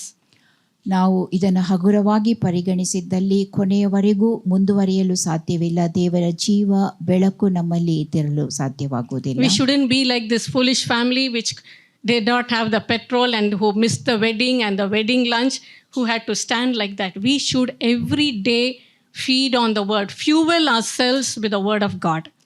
ನಾವು ಈಗ ಕೇಳಿದಂಥ ಆ ಮೂರ್ಖ ಬುದ್ಧಿಹೀನ ವ್ಯಕ್ತಿಯಂತೆ petrol ಇಲ್ಲದೆ ಹಳ್ಳಿಗೆ ಪ್ರಯಾಣಿಸಿ ಯಾವುದೇ ಆಹಾರ ಅಥವಾ ಮದುವೆ ಕಾರ್ಯದಲ್ಲಿ ಪಾಲ್ಗೊಳ್ಳಲು ಸಾಧ್ಯವಾಗಿರುವಂಥ ಅಂಥ ಸಂಗತಿ ಅಂಥ ವ್ಯಕ್ತಿಗಳು ನಾವಾಗ ಕೂಡದು. ನಾವು ದೇವರ ವಾಕ್ಯವನ್ನು ಓದಿ ಅದನ್ನು ಸೇವಿಸುವವರು, ಪ್ರತಿನಿತ್ಯವೂ ನಮ್ಮನ್ನು ವಾಕ್ಯದಿಂದ ತುಂಬಿಸಿಕೊಳ್ಳುವವರು ಆಗಿರಬೇಕು. Every day we need to check, am I following Jesus or am I following my wish and will? ಪ್ರತಿನಿತ್ಯವೂ ನಮ್ಮನ್ನು ನಾವು ಪರೀಕ್ಷಿಸಿಕೊಳ್ಳಬೇಕು. ನಾನು ಯೇಸುವನ್ನು ಹಿಂಬಾಲಿಸುತ್ತಾ ಇದ್ದೇನೋ ಅಥವಾ ನನ್ನ ಚಿತ್ತ ಅಥವಾ ನನ್ನ ಮನಸ್ಸು ಏನು ಹೇಳುತ್ತದೋ ಅದನ್ನು ನಾನು ಹಿಂಬಾಲಿಸುತ್ತಾ ಇದ್ದೇನೆ. Am I able to hear the voice of the Holy Spirit? Am I able to receive the guidance of the Holy Spirit? ಪವಿತ್ರಾತ್ಮನ ಸ್ವರವನ್ನು ನಾನು ಕೇಳಿಸಿಕೊಳ್ಳಲು ಸಾಧ್ಯವಾಗುತ್ತಾ ಇದೆಯೋ, ಆತನ ಮಾರ್ಗದರ್ಶನವನ್ನು ನಾವು ತಿಳುಕೊಳ್ಳಲು ಸಾಧ್ಯವಾಗುತ್ತಾ ಇದೆಯೋ ಎಂಬುದಾಗಿಯೂ. Am I patient to wait for the guidance of the Holy Spirit, or am I rushing forward with my own wisdom? ಪವಿತ್ರಾತ್ಮನ ಸ್ವರಕ್ಕೆ ವಿಧೇಯರಾಗಿ ಆತನ ಸ್ವರವನ್ನು ಕೇಳಿಕೊಳ್ಳುವುದಕ್ಕೋಸ್ಕರವಾಗಿ ನಾನು ತಾಳ್ಮೆಯಿಂದ ಇದ್ದೇನೋ ಅಥವಾ ನನ್ನದೇ ಆದ ಆಲೋಚನೆಯನ್ನು ನೆರವೇರಿಸಲು ಅವಸರದಿಂದ ಮುಂದೆ ಸಾಗುತ್ತಾ ಇದ್ದೇನೋ. Every day, do I have that same love for Jesus to share with someone the love of Jesus? ಯೇಸು ಕ್ರಿಸ್ತನ ಪ್ರೀತಿಯನ್ನು ಇತರರೊಂದಿಗೆ ಹಂಚಿಕೊಳ್ಳುವಂಥ ಆ ಪ್ರೀತಿ ನನ್ನಲ್ಲಿ ಇದೆಯೋ ಇಲ್ಲವೋ? Do I have the courage to say, yes, I am a Christian? ನಾನು ಕ್ರೈಸ್ತನು ಎಂಬುದಾಗಿ ಇತರರಿಗೆ ಹೇಳುವಂಥ ಧೈರ್ಯ ನಮಗಿದೆಯೋ? I am a Christian, so I will not do this. I am a Christian, so I will not participate in such talks. ನಾನು ಕ್ರೈಸ್ತನಾದ ಕಾರಣದಿಂದಾಗಿ ಇಂಥ ಸಂಗತಿಯನ್ನು ಮಾಡೋದಿಲ್ಲ, ಇಂಥ ಮಾತುಗಳನ್ನು ಆಡೋದಿಲ್ಲ ಎಂಬುದಾಗಿ ಹೇಳುವ ಧೈರ್ಯ ನಮಗಿದೆಯೋ? Are we happy and proud at all times to see, I am a Christian, I am proud to be a Christian, I am happy to be a Christian? ನಾನು ಕ್ರೈಸ್ತನಾಗಿರಲು ಹೆಮ್ಮೆ ಪಟ್ಟುಕೊಳ್ಳುತ್ತೇನೆ, ಸಂತೋಷ ಪಟ್ಟುಕೊಳ್ಳುತ್ತೇನೆ ಎಂಬುದಾಗಿ ಹೇಳುವಂಥ ವ್ಯಕ್ತಿಗಳು ನಾವಾಗಿದ್ದೇವೆಯೋ? Do I have the boldness to stand for Jesus even in difficult times? ಕಷ್ಟಕರವಾದ ಪರಿಸ್ಥಿತಿಗಳಲ್ಲಿಯೂ ಕೂಡ ಕ್ರಿಸ್ತನಿಗಾಗಿ ದೃಢವಾಗಿ ನಿಂತುಕೊಳ್ಳುವ ಧೈರ್ಯ ನಮಗಿದೆಯೋ? We need to look unto Jesus, ask Jesus. ನಾವು ಯೇಸು ಕ್ರಿಸ್ತನನ್ನೇ ದೃಷ್ಟಿಸಿ ನೋಡುತ್ತಾ ಆತನನ್ನು ಬೇಡಿಕೊಳ್ಳಬೇಕು. Because in us is Jesus, and the life of Jesus is our light. ಕ್ರಿಸ್ತನು ನಮ್ಮೊಳಗೆ ಇದ್ದಾನೆ, ಕ್ರಿಸ್ತನ ಆ ಜೀವ ಅದು ನಮ್ಮ ಬೆಳಕಾಗಿರುವಂಥದ್ದು. And it is our duty to fuel the light and to keep the light burning bright and to see that the light is increasing day by day. ಆ ಬೆಳಕನ್ನು ನಮ್ಮೊಳಗೆ ಇಟ್ಟುಕೊಳ್ಳುವಂಥದ್ದು ಮತ್ತು ಆ ಬೆಳಕು ಪ್ರತಿನಿತ್ಯವೂ ಹೆಚ್ಚುತ್ತಾ ಬೆಳೆಯುತ್ತಾ ಹೋಗುವಂತೆ ನೋಡಿಕೊಳ್ಳುವಂಥದ್ದು ನಮ್ಮ ಕೆಲಸವಾಗಿರುತ್ತದೆ. So aspire, be encouraged to ask to be filled with the Holy Spirit again and again, a fresh anointing again. ಮತ್ತೆ ಮತ್ತೆ ನಾವು ಪವಿತ್ರಾತ್ಮ ಭರಿತರಾಗುವಂತೆ ಕೇಳಿಕೊಳ್ಳುವಂಥದ್ದು, ಹೊಸ ಅಭಿಷೇಕ ನಮ್ಮದಾಗುವಂತೆ ಬೇಡಿಕೊಳ್ಳುವಂಥದ್ದು. And to be specific, Lord, I am going to be a disciple, not just a believer. ನಾನು ಕೇವಲ ವಿಶ್ವಾಸಿಯಲ್ಲ, ಶಿಷ್ಯನಾಗಬೇಕೆಂಬುದಾಗಿ ಆತನಿಗೆ ತಿಳಿಸುವಂಥದ್ದು. Shall we close our eyes? ನಮ್ಮ ಕಣ್ಣುಗಳನ್ನು ಮುಚ್ಚುವ. Loving Heavenly Father God, ಪರಲೋಕದ ಪ್ರಿಯ ತಂದೆ, it's enough that we have led ordinary lives, Father God. ನಾವು ಸಾಧಾರಣವಾದ ಜೀವಿತವನ್ನು ಈವರೆಗೆ ನಡೆಸಿದೆವು, ಅದು ಸಾಕು. We need to arise and shine for you, Lord. ನಾವು ನಿನಗಾಗಿ ಎದ್ದು ಪ್ರಕಾಶಿಸಬೇಕು. We need to shake off the dust. ಎಲ್ಲ ಧೂಳುಗಳನ್ನು ಜಾಡಿಸಬೇಕು. We need to remove all the chains that have come upon us. ನಮ್ಮ ಮೇಲೆ ಬಂದಿರುವಂಥ ಎಲ್ಲ ಸರಪಣಿಗಳನ್ನು ನಾವು ತೆಗೆದು ಬಿಡಬೇಕು. And we need to stand up for you. ನಿನಗಾಗಿ ನಾವು ಎದ್ದು ನಿಲ್ಲುವವರಾಗಿರಬೇಕು. We need to stand before you and bow before you. ನಿನ್ನ ಮುಂದೆ ನಿಂತುಕೊಂಡು ನಿನ್ನ ಗಡ್ಡ ಬೀಳಬೇಕು. Submit ourselves to you. ನಮ್ಮನ್ನು ನಿನ್ನ ವಶಕ್ಕೆ ಒಪ್ಪಿಸಿಕೊಡಬೇಕು. Cleanse ourselves, Father God. Cleanse us, Father God. ನಮ್ಮನ್ನು ಶುದ್ಧೀಕರಿಸು ತಂದೆ. Cleanse us again with the word and with the blood of Jesus. ನಿನ್ನ ವಾಕ್ಯದಿಂದಲೂ ಯೇಸು ಕ್ರಿಸ್ತನ ಅಮೂಲ್ಯವಾದ ರಕ್ತದಿಂದಲೂ ನಮ್ಮನ್ನು ಶುದ್ಧೀಕರಿಸು. Sanctify us. ನಮ್ಮನ್ನು ಪವಿತ್ರರನ್ನಾಗಿ ಮಾಡು. Anoint us afresh again with your Holy Spirit, Father God. ನಿನ್ನ ಪವಿತ್ರಾತ್ಮನಿಂದ ಮತ್ತೆ ನಮ್ಮನ್ನು ಹೊಸದಾಗಿ ಅಭಿಷೇಕಿಸು. That we will bubble again with your newness of life in Christ Jesus. ಕ್ರಿಸ್ತನಿಂದ ದೊರಕುವಂಥ ಹೊಸ ಜೀವ ನಮ್ಮಲ್ಲಿ ಮತ್ತೆ ಎದ್ದು ಕಾಣುವಂತೆ ಮಾಡು. We want to shine till the very end. ಕೊನೆಯವರೆಗೂ ನಾವು ನಿನಗಾಗಿ ಪ್ರಕಾಶಿಸುವವರಾಗಬೇಕು. We want to be like the wise virgins. ಬುದ್ಧಿವಂತರಾದ ಕನ್ಯರಂತೆ ನಾವಿದ್ದಿರಬೇಕು. Thank you, Father God. ಸ್ತೋತ್ರ ಪ್ರಿಯ ತಂದೆ. In Jesus' name we pray. ಯೇಸುವಿನ ಹೆಸರಿನಲ್ಲಿ ನಾವು ಪ್ರಾರ್ಥಿಸುತ್ತೇವೆ. Amen. Amen. Amen.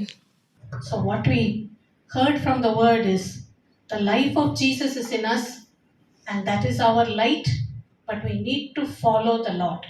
We need to follow God's word, obey God's word, be filled with the Holy Spirit and stay committed even for contingencies. Seek ye first the kingdom of God and His righteousness, and all these things shall be added unto you. Hallelujah,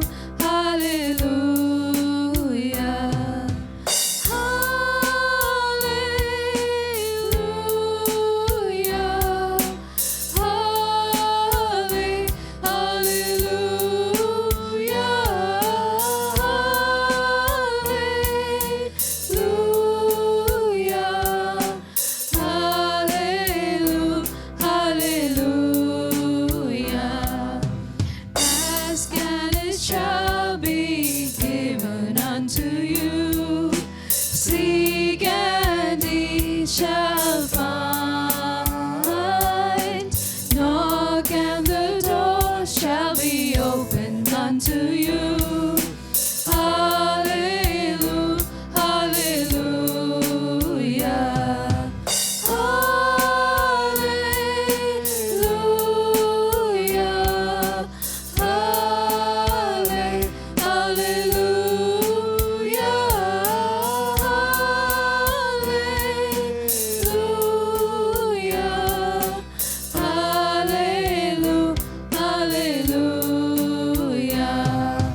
Man shall not live by bread alone, but by every word that proceeds from the mouth of the Lord. Hallelujah, hallelujah. Hallelujah,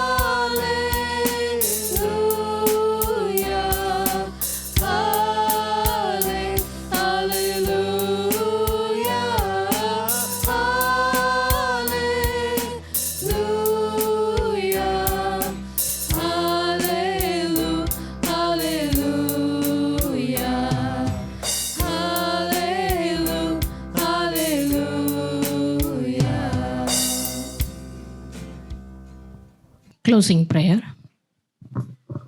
Heavenly Father, we praise and thank you, Lord Jesus, for your grace and for your mercy, mighty God, and for your unconditional love, mighty God. Yes, my Lord Jesus, every day, my Lord Jesus, you're leading us and guiding us, my Lord Jesus, protecting us, my Lord Jesus, every moment. We thank and praise you for everything that you're doing for us, my Lord Jesus. Even now, mighty God, thank you, Lord Jesus, for bringing all of us together to this place to praise your name, to worship you, my Lord Jesus, and to know more about you and to grow closer to you, my Lord Jesus. As we heard your word this day, my Lord Jesus, yes, mighty God, help us to be filled with the Holy Spirit all the time, my Lord Jesus. Let us be reminded of it, my Lord Jesus. Let us not be like the foolish virgins, my Lord Jesus, but like the wise virgins, my Lord Jesus, Abba Father. Help us to endure till the end, my Lord Jesus, Abba Father. We place all our activities of our church, my Lord Jesus, in your hands. Bless each and every one of it, mighty God. Especially, mighty God, as our kids are preparing for the Christmas program, my Lord Jesus, be with each and every one of them. Help them to know, yes, my Lord Jesus, more about you through these programs that they are planning, my Lord Jesus.